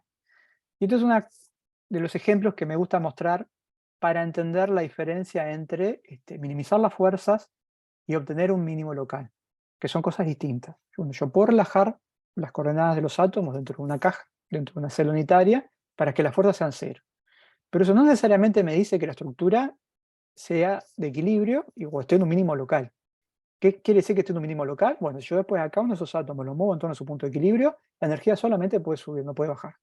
Porque si la energía baja, quiere decir que hay otra estructura de menor energía esperando ser, justamente, en la superficie de energía potencial, ser encontrada. Y para eso sirven los fonones, porque yo estoy moviéndome en torno a los puntos de equilibrio para ver cómo son justamente esa evolución de la energía y con ello las constantes de elasticidad. Entonces una cosa que hicimos nosotros, generamos un modelo de óxido de titanio y lo relajamos. Minimizó, las fuerzas son cero, buenísimo. Ahora la pregunta es, ¿esto que está acá, es estable? Bueno, entonces una posibilidad de llevar adelante este estudio para ver si esto efectivamente es un mínimo local, que yo muevo a los átomos en torno a su punto de equilibrio, con pequeños desplazamientos de aproximación armónica, hecha esa aclaración, porque si hago desplazamientos muy grandes las cosas pueden cambiar mucho más todavía, pero bueno, imaginen que estoy haciendo simplemente pequeños desplazamientos en torno al punto de equilibrio. ¿Qué es lo que yo espero? Bueno, lo que espero a la hora de medir es este resultado, que es, este es el diagrama de dispersión, fonónico, bueno, acá es fácil de ver porque la estructura es unidimensional, así que el diagrama de dispersión es fácil, es gamma X, ¿sí? Arranco al punto gamma y voy al punto X, que es el punto medio de la primera zona de Brillouin, solamente una dirección, acá está el cero, y acá lo que está puesto son frecuencias negativas. En realidad, Fonopi nos muestra negativa lo que es imaginario. Frecuencias imaginarias, lo vimos al principio, ¿verdad? Son ondas autosatenuadas, es decir, que ahí, si el sistema vibra con esa frecuencia, la energía, en vez de subir, va a bajar. Entonces, ¿qué está pasando? El sistema es inestable. Esta estructura que determiné acá es justamente un punto de equilibrio inestable. Cualquier distorsión respecto al mismo me lo va a llevar a un nuevo mínimo. Y hay un montón de modos imaginarios, ¿tá? Con mucha frecuencia y considerablemente baja, ¿tá? Negativa. Bueno, entonces la pregunta es, ¿qué hacemos con eso? Bueno, ahí uno lo que puede hacer es lograr pequeñas distorsiones al azar de los átomos para ver si relargando la optimización geométrica yo logro bajar la energía, encontrar una nueva configuración y a eso hacerle fonones. O, y una cosa que ofrece Fonopi es modular la estructura utilizando los autovectores, estos modos de frecuencia imaginaria. ¿Qué quiere decir eso? Que bueno, que en vez de simplemente al azar mover los átomos para que encuentren potencialmente un nuevo punto de equilibrio, no, hacerlo pensado. Yo sé que hay ciertas configuraciones, determinados desplazamientos, que contribuyen fuertemente a una frecuencia imaginaria, es decir, que claramente es inestable. Entonces, ¿por qué no desplazar la estructura siguiendo esos modos de frecuencia imaginaria, retorcerla, ¿tá? Para generar una nueva estructura de arranque para luego sí permitirla relajar y ver si efectivamente llega a ese punto? Y eso fue un poco lo que hicimos. En vez de distorsionar al azar la estructura, simplemente modulamos la estructura. Yo le digo a Fonopi, bueno, tengo los modos 3, 4 y 5, que son de frecuencia imaginaria, bueno, modulame la estructura, deformala, aplica el autovector a cada una de esas frecuencias para que se distorsione siguiendo esa frecuencia imaginaria. Con lo cual me genera una nueva estructura de arranque que puedo volver a optimizar. Aparte, mirando en detalle el diagrama de dispersión, veíamos que hay un punto mínimo a mitad de camino de la zona de Brillouin. Eso obviamente, mitad de camino en la zona de Brillouin, básicamente es una onda que no está confinada en la celda unitaria, sino que está confinada en una supercelda respecto al original. Entonces, bueno, el diagrama de dispersión nos sugería a nosotros que agrandáramos la celda para poder, obviamente, confinar ese modo. Y de parte, una cosa que siempre es importante tener en cuenta, cuanto más átomos yo tenga, más grado de libertad va a tener el sistema para poder acomodarse. Y bueno, así que habiendo agrandado la celda al doble y siguiendo esos modos vibracionales, pueden ver que esta estructura claramente está distorsionada respecto a esta. Y lo que tiene de bueno es que, bueno, Aparecen algunos modos de frecuencia imaginaria, son solamente 3. Son imaginarios, pero son traslaciones puras. Hay un aspecto numérico. Las traslaciones puras, recuerden los modos traslacionales ópticos del diagrama de dispersión que habíamos visto hoy. Imaginen que nos movemos cerca del punto gamma. Si lo ven allí, es el desplazamiento entero de la red en X, en Y y en Z, con la proyección longitudinal, transversal 1 y transversal 2. Los métodos de FT basados en condiciones periódicas suelen tener este problema de que yo traslado el conjunto de átomos y la energía cambia un poco. No debería cambiar, porque tenemos que tener la invariancia traslacional en las 3 direcciones del espacio. Pero por cuestiones numéricas de estos códigos, algo cambia, y eso obviamente se detecta en los fonones. Y entonces él puede eso entender como que es una inestabilidad. Y bueno, pero lo bueno es que este tipo de cuestiones uno las explica, que bueno, que realizó el cálculo fonónico, que únicamente obtuvo con frecuencias imaginarias los modos atribuibles a los modos acústicos, longitudinal y transversal, y bueno, son permisos con los cuales uno puede discutir en buenos términos con los referís para que se dejen estar, porque no son fáciles de ir borrando todos esos modos imaginarios. Estas fueron muchas pruebas, y este es el resultado final. Simplemente 3 acústicos, como se ven acá, claramente, que bajan un poquito. Poder modular y de alguna manera que se confine esa posible distorsión implicaría una celda demasiado grande y no vale, obviamente, el tiempo de cómputo para simplemente mejorar un poco este diagrama de dispersión fonónica. Así que el resultado final es sí un modelo de anatasa con una estructura en un mínimo local, ¿tá? A la cual sí luego podemos hacer otros cortes, analizar sus estructuras, calcular sus propiedades. Bueno, acá no lo estoy pasando por alto, pero calculamos sus energías de gap, calculamos sus energías de formación, cuánto me cuesta a mí generar este hilo a partir del bulk, obviamente que son energías de formación positiva, o sea, yo estoy de alguna manera cortando la estructura, aumentando su superficie, eso tiene un costo energético, ¿verdad? Estoy separando, la energía más baja siempre va a ser con un bulk. Yo cuando genero una superficie o un hilo, yo pago la energía para aumentar, ¿verdad? Es como la tensión superficial del sólido. Y bueno, pero el tema es que en esas energías positivas, las que menos cuestan son las que de alguna manera más favorables o eventualmente más frecuentes pueden llegar a aparecer en un proceso de síntesis o incluso en la naturaleza. Y bueno, me permite a mí ordenar en términos relativos cuál sería entre sí la más estable. Decimos para otro polimorfo del óxido de titanio, que es el bronce titanato, el TO2B, y para la anatasa wire. Calculamos además todas sus propiedades vibracionales y térmicas, la energía libre, la entropía y la energía vibracional en cada uno de esos casos. Y bueno, su capacidad calorífica, ¿tá? Energía libre de Helmholtz y también la energía libre de Gibbs, a lo cual se le agrega la energía electrónica.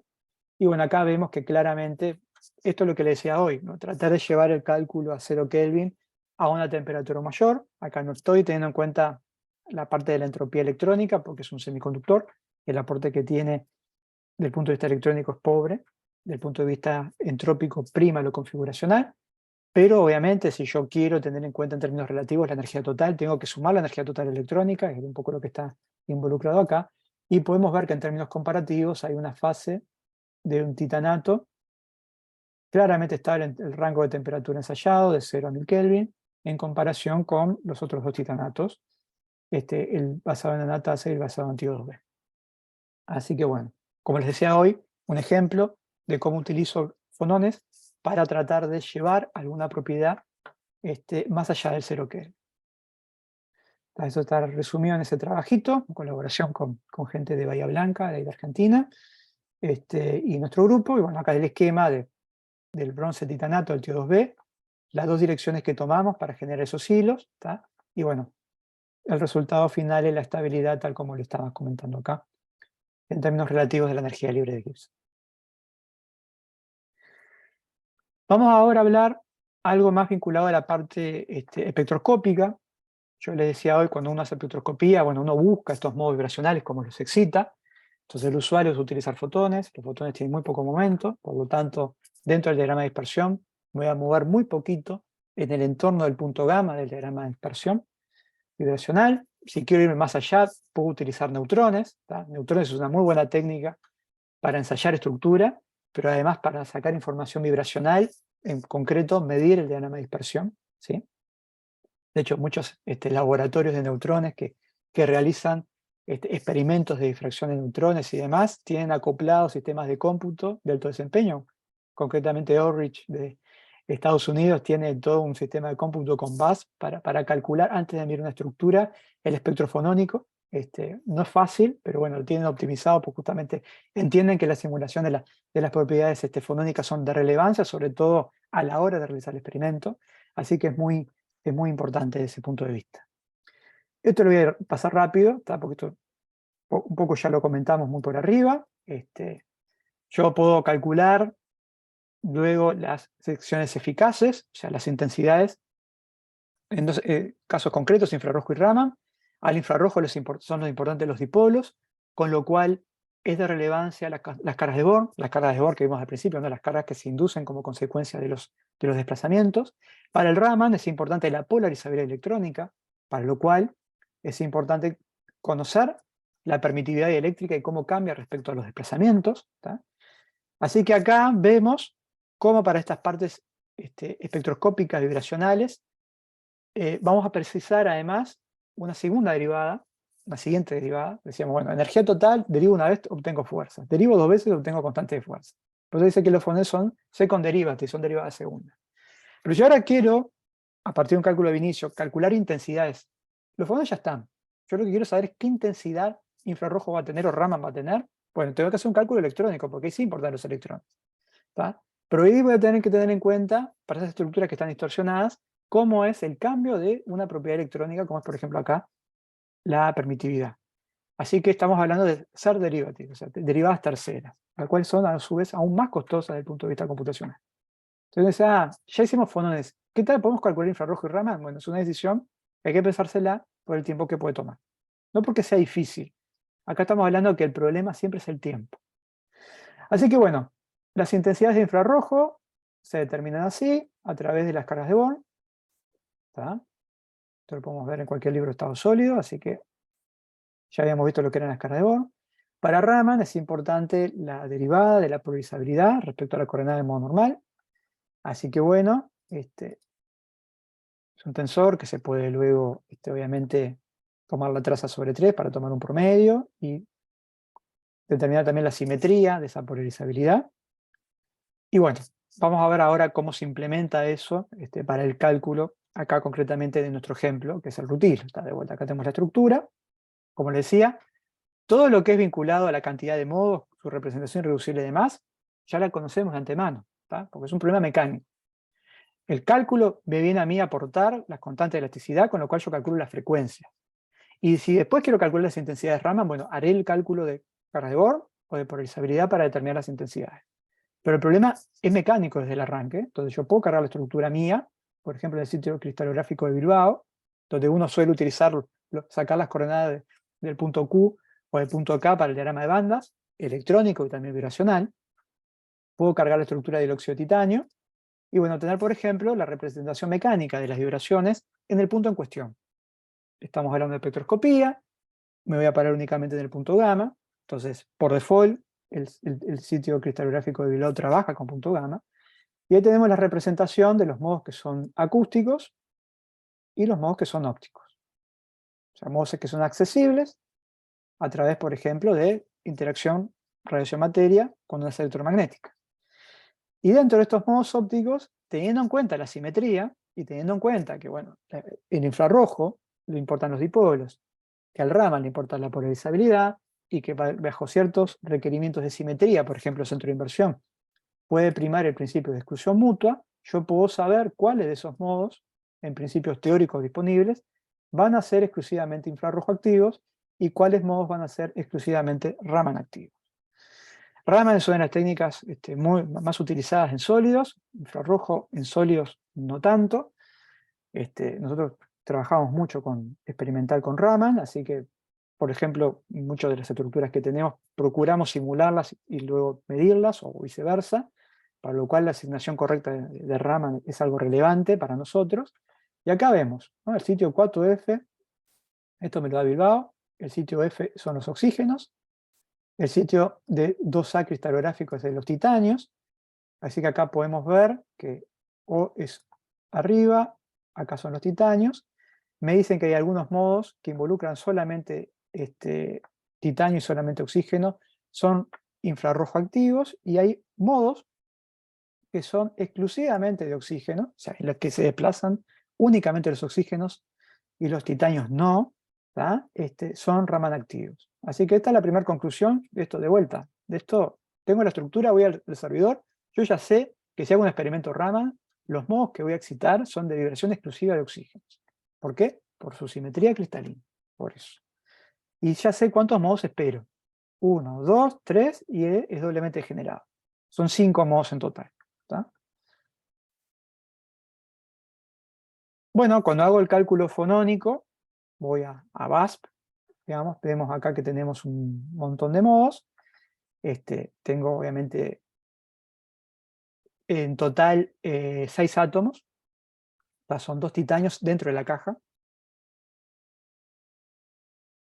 Y 4 oxígenos. Pasa que, claro, desde el punto de vista cristalográfico tenía un titanio y un oxígeno. ¿Tá? Pero en total, dentro de la celda unitaria, tengo 2 y 4, es decir, en total 6. 3n grados de libertad, o sea que 3 por 6 son 18 grados de libertad. Por eso tengo 18 modos. De los cuales hay 3 que tienen frecuencia imaginaria muy bajita, que son los modos acústicos. Así que son 3n menos 3 modos ópticos, ¿tá? Que son 15, que son los que están acá.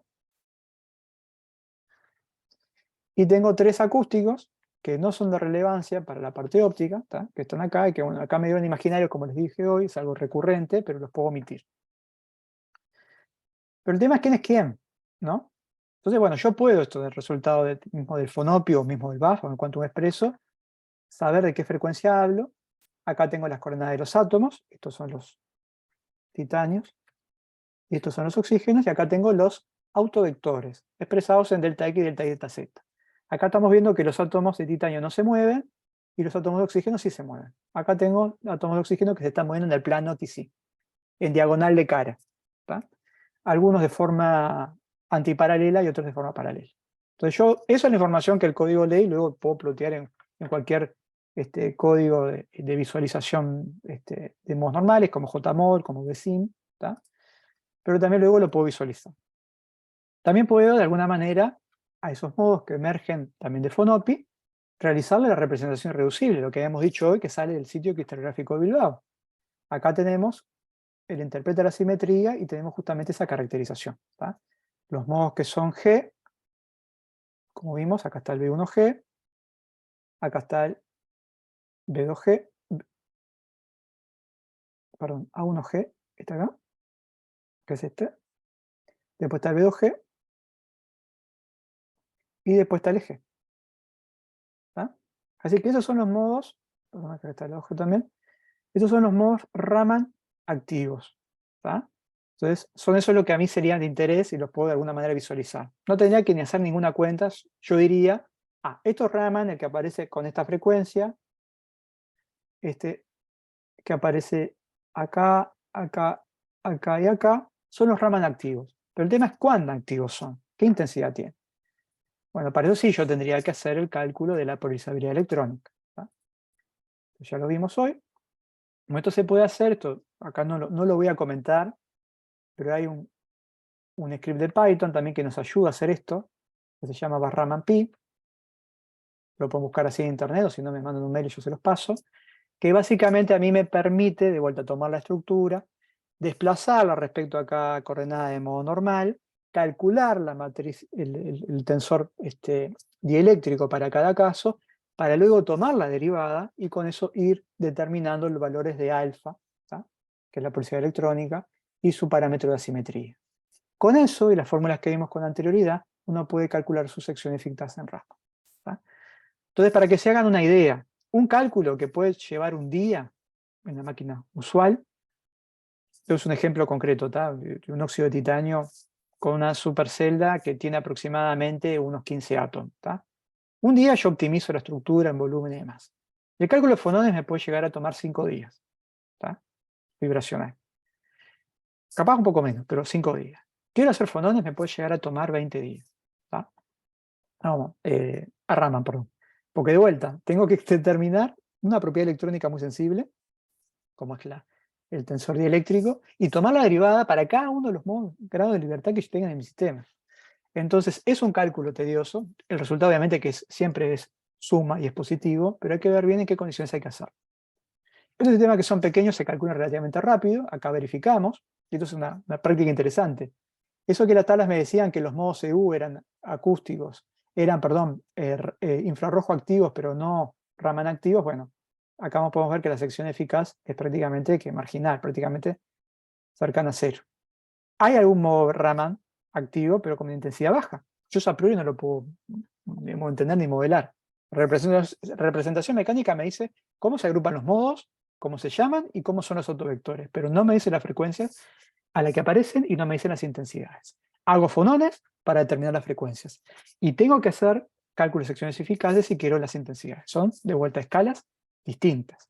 Pero acá podemos verificar eso que desde el arranque tenemos, que es la representación mecánica y la asignación de modos exclusivos de infrarrojo o modos exclusivos de Raman, de alguna manera se verifica del punto de vista, no experimental, ¿no? Pero del punto de vista de realización de la cuenta en sí misma. Así que bueno, y acá tenemos como resultado final, ¿sí? Bueno, cómo es el modo A1, cómo vibra, cómo es el modo B1G, como veíamos hoy, ¿sí?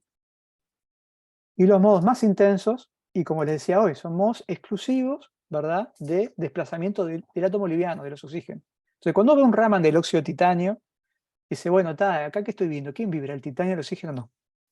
Para esta fase concretamente, si estamos viendo rutilo, a veces aparecen unos modos que no son los fundamentales, que son sobretonos, que son acople de fonones con la estructura electrónica del sistema, que se acoplan ahí, dando lugar a sobretonos y bandas de combinación. Acá estamos hablando simplemente de modos fundamentales, Raman, son exclusivos del oxígeno. El titanio no se ve, a no ser que aparezcan defectos, a no ser que aparezca algún otro tipo de fenómeno que rompa la simetría y esté agregando algo más a este modelo que no estamos considerando. Resultado final, tú sabes que soy bastante hincha yo, de decir, bueno, tengo el espectro de Raman, tanto experimental como teórico, una correcta asignación en función de su representación irreducible. ¿Tá? Fíjense acá, tenemos anatasa, rutilo y T2, que son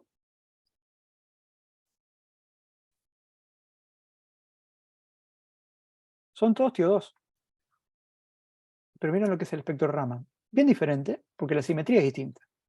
Y la simetría cambia el vínculo, cambia el tipo de enlace en algunos casos, y obviamente su espectro fonónico, y ni que hablar, su espectro vibracional, y su respuesta espectroscópica es diferente.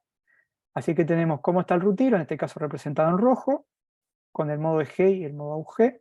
Después el bronce titanato, que está representado en verde, y bueno, después la anatasa, que está representado en negro. ¿tá?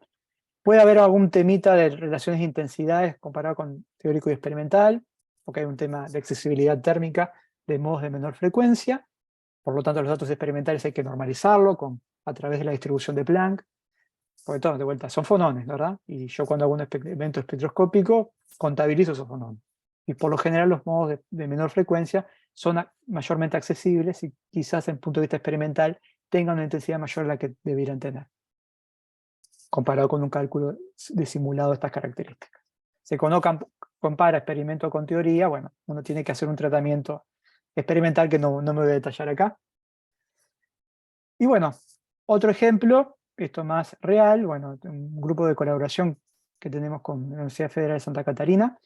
Ellos trabajan con selenuros de bismuto, con estos dicalcogenuros, y bueno, ellos conocen la fase más común, que es la fase romboédrica, y bueno, ellos mediante rutas de deposición electroquímica creían haber obtenido una fase ortorrómbica, de la cual hay poca evidencia, pero se forma una pequeña capa, o sea, estructuras pero muy finas, difíciles de ver por difracción de rayos X, pero bueno, bastante sensibles de ver por Raman, por ejemplo. Entonces, bueno, lo que hicimos es, calculemos las dos posibles estructuras que tenemos aquí.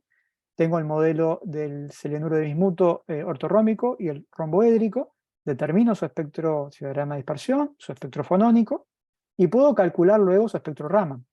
Y acá tengo entonces, el resultado de la simulación, cómo sería el espectro Raman de la nueva fase y el espectro Raman de la fase conocida.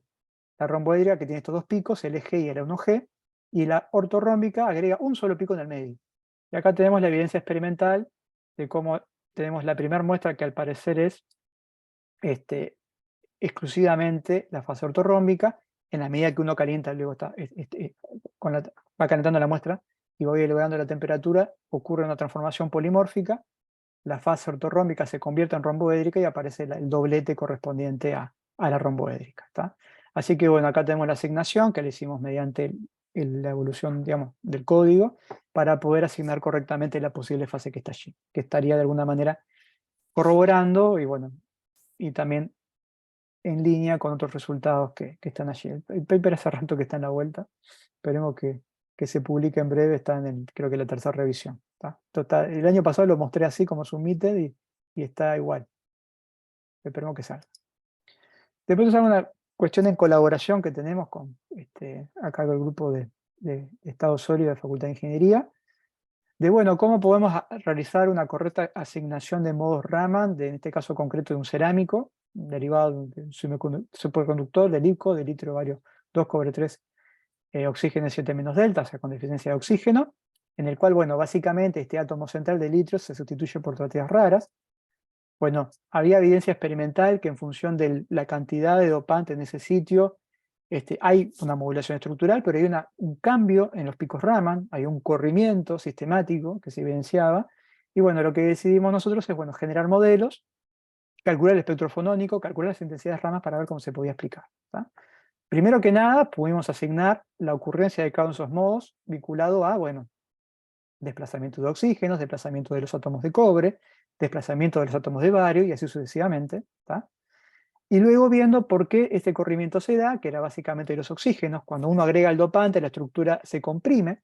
Al comprimirse la estructura, hay un enlace, que es el enlace cobre-oxígeno, que queda más duro.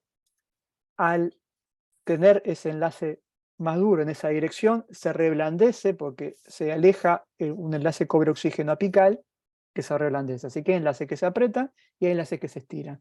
Cuando el enlace se aprieta, la constante de elasticidad de ese enlace obviamente va a aumentar, entonces la frecuencia se corre hacia mayores números de onda, y en el otro caso, cuando el enlace se estira, la constante obviamente disminuye y la tendencia va en el sentido opuesto. Y de esa forma pudimos encontrar, bueno, la evolución de la tendencia de cada uno de esos picos, identificando cuál era el modo en cuestión, contabilizando la cantidad de electrones en cada uno de esos enlaces y, bueno, pudiendo de alguna forma entender esa tendencia en el corrimiento. Que acá se pondera de alguna forma en radio iónico, que básicamente es en el sustituyente utilizado en cada uno de esos sitios. Así que bueno, acá la herramienta computacional para corroborar una tendencia experimental de experimentos que son ramas. ¿Tá? Después hay otra cosa más teórica, hay otra derivada de superconductores con una estructura bastante más compleja, de la cual había mucha bibliografía, pero bastante quedada en el tiempo, de asignación de modos, no muy creíble. Habiendo retomado esto desde el punto de vista experimental, nosotros ahí aportando de vuelta al modelado, generando un modelo, realizando la simulación de infrarrojo, realizando la simulación de Raman, asignando cada una de estas fases. De alguna forma es un paper recopilatorio de todo lo que había en la bibliografía hasta el momento, y acá, gracias al modelado, pudimos completar esa asignación, ¿sí? Acá, por ejemplo, tenemos la nuestra, y bueno, toda la que había hasta ese momento. Y bueno, el resultado final también de cómo la modulación de esa estructura, porque acá lo que encontramos es que necesitamos, y esa es una cosa que uno tiene que entender, que cuando uno ve una estructura por difracción de rayos X es un gran promedio, es una buena estructura promedial. Yo tengo un bosque, la distancia promedio árbol-árbol es, no sé, 3 metros. Pero si yo a veces me paro cerca de un árbol, capaz que uno es 3, otro es 3,1, otro 2,9, y si eso tiene un patrón, eso se va a ver, y se ve bien claramente en rama. Pero en rayos X yo veo un promedio cuando hago difracción. Cuando voy a otra técnica local, yo puedo ver esas pequeñas distorsiones. Y para eso los fondos son muy sensibles. Y acá vimos como, bueno, una estructura perfecta sacada de difracción tenía un montón de frecuencias imaginarias. Tuvimos que distorsionar levemente esa estructura del visco para poder tener todos los modos en frecuencia real, es decir, la estructura en su mínimo local real, para el cual le calculamos todas las propiedades vibracionales, como vimos hoy, y además la parte electrónica, cómo cambia su diagrama de banda. Que parece a ojo que no hay grandes cambios, pero cuando hace un modelo tie binding y uno establece los distintos recorridos, uno puede ver que hay determinados planos que se favorecen respecto a otros. Y agrega una visión un poco distinta al modelo perfectamente simétrico que sale de una técnica macroscópica, digamos, gran promedial, como es difracción de rayos X. Entonces siempre hay que buscar ese punto medio de lo que dan las técnicas espectroscópicas y lo que da la difracción para tratar de tener el modelo adecuado. Ahí está la referencia a ese trabajo. Y algo más recientemente, esto lo cuento muy rapidito, yo les dije hoy que esto es muy pesado desde el punto de vista computacional, entonces hacer los cálculos ab inicio para calcular la fuerza es algo muy demandante.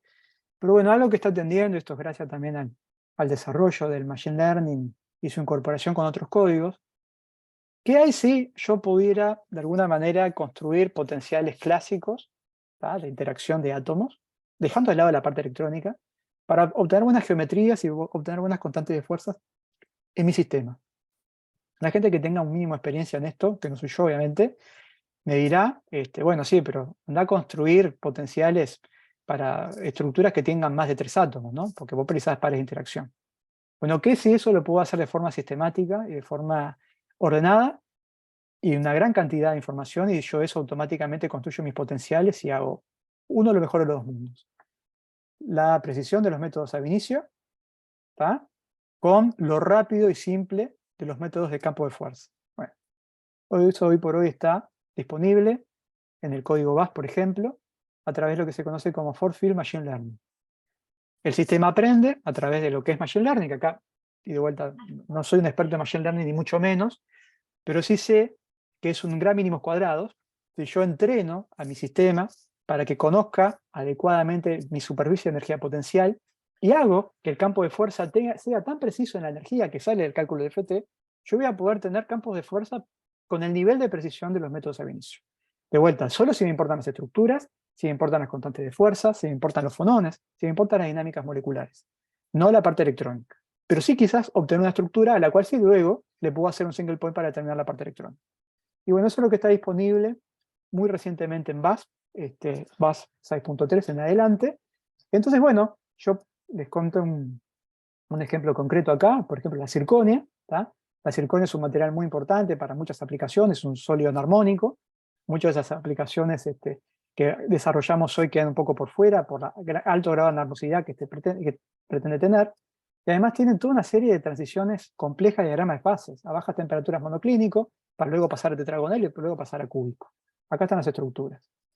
Bueno, y acá lo que se hizo fue entrenar, se dice entrenar porque, bueno, yo hago una dinámica molecular ab inicio, o sea, voy moviendo los átomos fuera de su punto de equilibrio, para sacar fotos de geometría y de energía. O sea, estructura-energía precisa por FT. 592 estructuras se hicieron acá, con lo cual entrené un campo de fuerzas que luego me permitió generar, esto es un ejemplo, no es mío, tenemos otro ejemplo que están aún en corrida, no como para poder mostrar, esto es un ejemplo de la gente de BAS. Se corrieron prácticamente que 1,5 por esa a la 5 pasos de dinámica molecular, de 0 a 3000 Kelvin. ¿Tá? Y con eso determinamos, por ejemplo, constante de fuerza. Porque tengo las energías y con las energías tengo todo, puedo hacer todo lo mismo que hicimos con el FONOPI, pero con el BAS funcionando en modo campo de fuerza, luego de haber sido entrenado en Machine Learning. Y acá tenemos el resultado de los fonones para el caso de FT puro y para el caso del Machine Learning en 2 variantes. ¿No? Entonces puedo hacer no solamente cálculos en pequeñas celdas, cálculos en celdas grandes. Nuestras pruebas dan aproximadamente que el requerimiento de memoria cae al menos en un orden de magnitud. Algo que un cálculo que tome 32 GB de RAM se puede correr en 3 GB de RAM. Y un cálculo fonónico que puede llegar a demorar 10 días, con esto dura menos de un día, 12 horas. Y puede ser más todavía. Entonces, esto realmente cambia mucho las escalas de trabajo. De vuelta es algo bastante reciente. Nosotros estamos empezando a hacer nuestras primeras pruebas, pero lo primero que estamos haciendo realmente está dando resultados muy interesantes en lo que uno gana de tiempo, porque además lo puede entrenar en todo tipo de configuración. Y aparte de poder generar campo de fuerza de sistemas complejos, con distintos tipos de combinaciones de átomos, de pares, es también. Porque uno dice, bueno, superficie de plata, entreno el sistema en plata solo. Hago la plata en slab, en superficie. Hago el cálculo de monóxido de carbono aislado. Hago el cálculo de monóxido de carbono sobre superficie. Entonces, el sistema aprende los dos sistemas de interacción que estoy pretendiendo modelar. Y después uno hace una nueva celda con el 10 o 100 veces más átomos, con todos los elementos juntos, y él va a poder entender las configuraciones si fueron adecuadamente muestreadas. Y hacer un cálculo de dinámica molecular grande. Y incluso utilizando quizás precisiones con cálculos híbridos. O sea, utilizar métodos HCE, por ejemplo, altamente demandante para entrenar un campo de fuerza, para que luego el campo de fuerza tenga el nivel de precisión, de vuelta en estructura, geometría y fuerzas, en el nivel de un funcional libre. ¿tá? Acá, por ejemplo, para ese ejemplo, pudieron emular las transiciones monoclínica, tetragonal y cúbico. Como le dije, con prácticamente 10 a la 5 pasos de dinámica molecular, que corren, obviamente, en un clúster de alto desempeño en algunos días. Esto realmente creo que cambia mucho el esquema, es algo que creo que es lo que se viene, y bueno, esperemos poderlo tener rápidamente incorporado en los sistemas que venimos trabajando.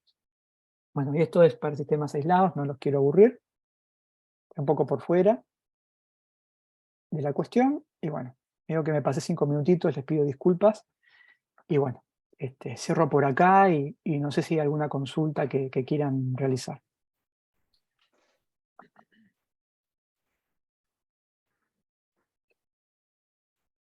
Todo el mundo ha quedado pasmado.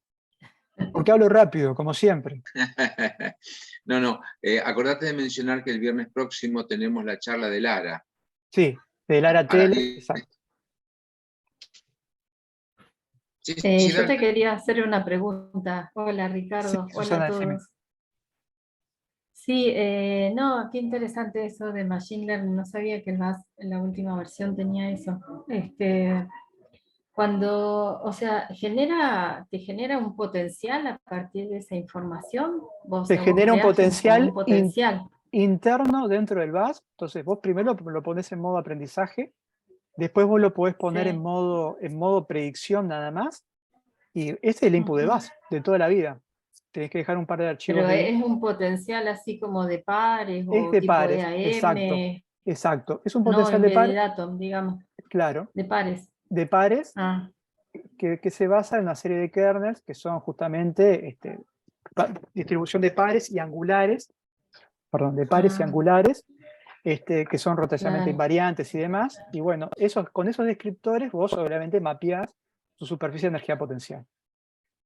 Podés dejarlo on the fly, entonces si él por algún momento en la estructura se mueve a algo que él todavía no midió o no conoce, ahí se apaga, entra en modo ab inicio, lo calcula y Y sigue. te la crea automáticamente, no es que vos tengas que hacer. No, exacto. Es una locura, la verdad. Los tiempos al menos y el nivel de producción, y Qué hemos bueno, reproducido ¿eh? fonones con eso y dan muy, muy bien. Mira. Ujú. Excelente. Bueno, lo voy a explorar, a ver si podemos empezar a implementar algo. Genial.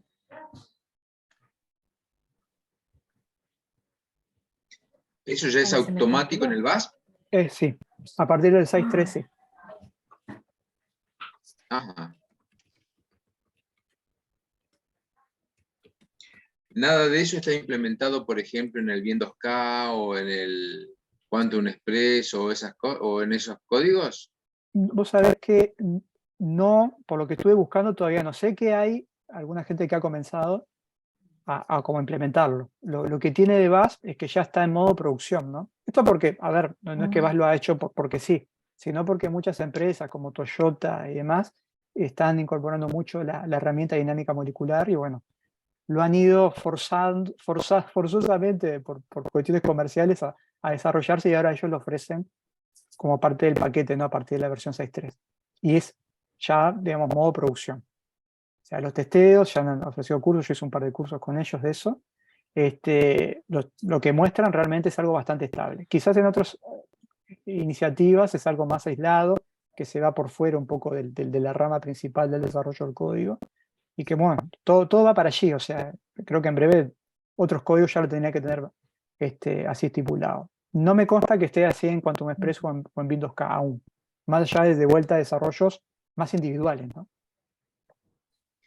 Porque yo me acuerdo, por ejemplo, que Stefan Cotenier hablaba del Machine Learning hace algunos años atrás, pero yo Sí. no sé si eso era No, una iniciativa personal hay varios, o algo más. claro, pero ahí es más, es usando la información que ya hay, gente que ya ha publicado de ciertas estructuras, la propiedad que vos quieras, GAP, diagrama fonónico y demás. Vos decís, bueno, yo tengo algo nuevo, yo uso esa información que ya está y con eso yo de alguna manera pondero, calculo lo que serían mis nuevas propiedades. Era creo que más esa idea. Esto estamos hablando de cómo utilizo el Machine Learning para yo construirme mis campos de fuerzas con mi propio código ab inicio.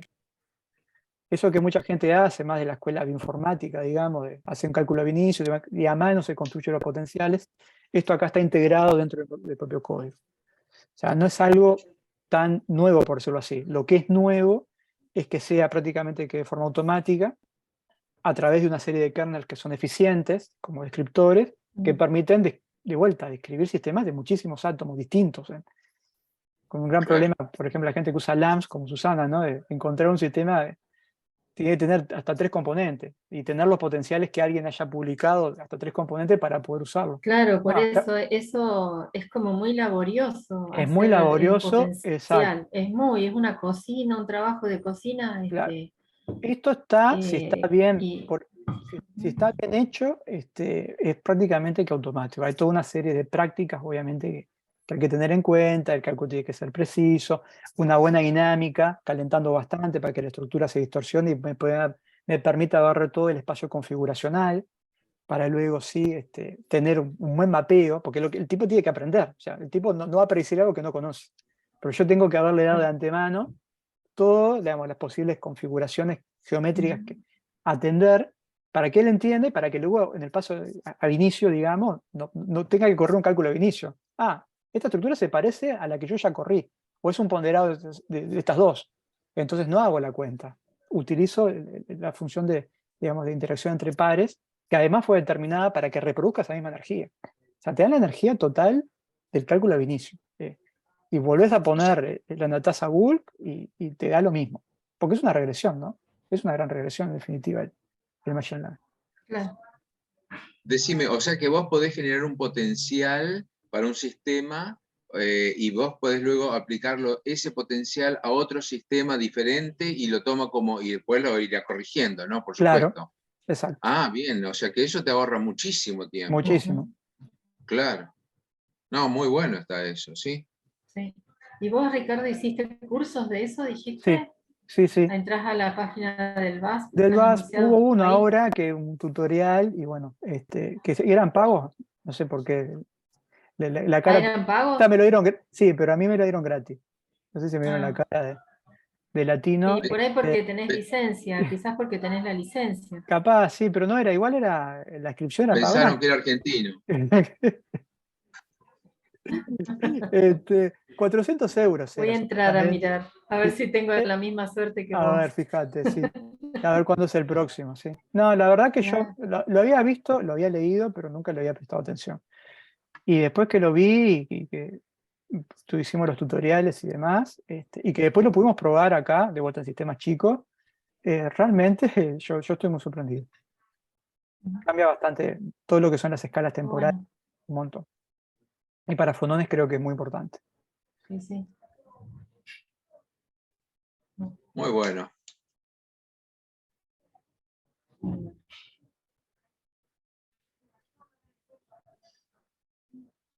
Bueno, no sé si hay alguna otra pregunta más.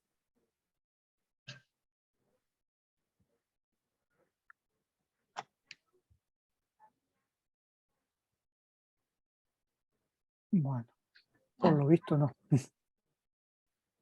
Entonces el viernes directamente a las 10 de la mañana se arranca con la charla de esta chica, de De Lara Lara. Pérez. Sí, Lara Ajá. Tele, sí.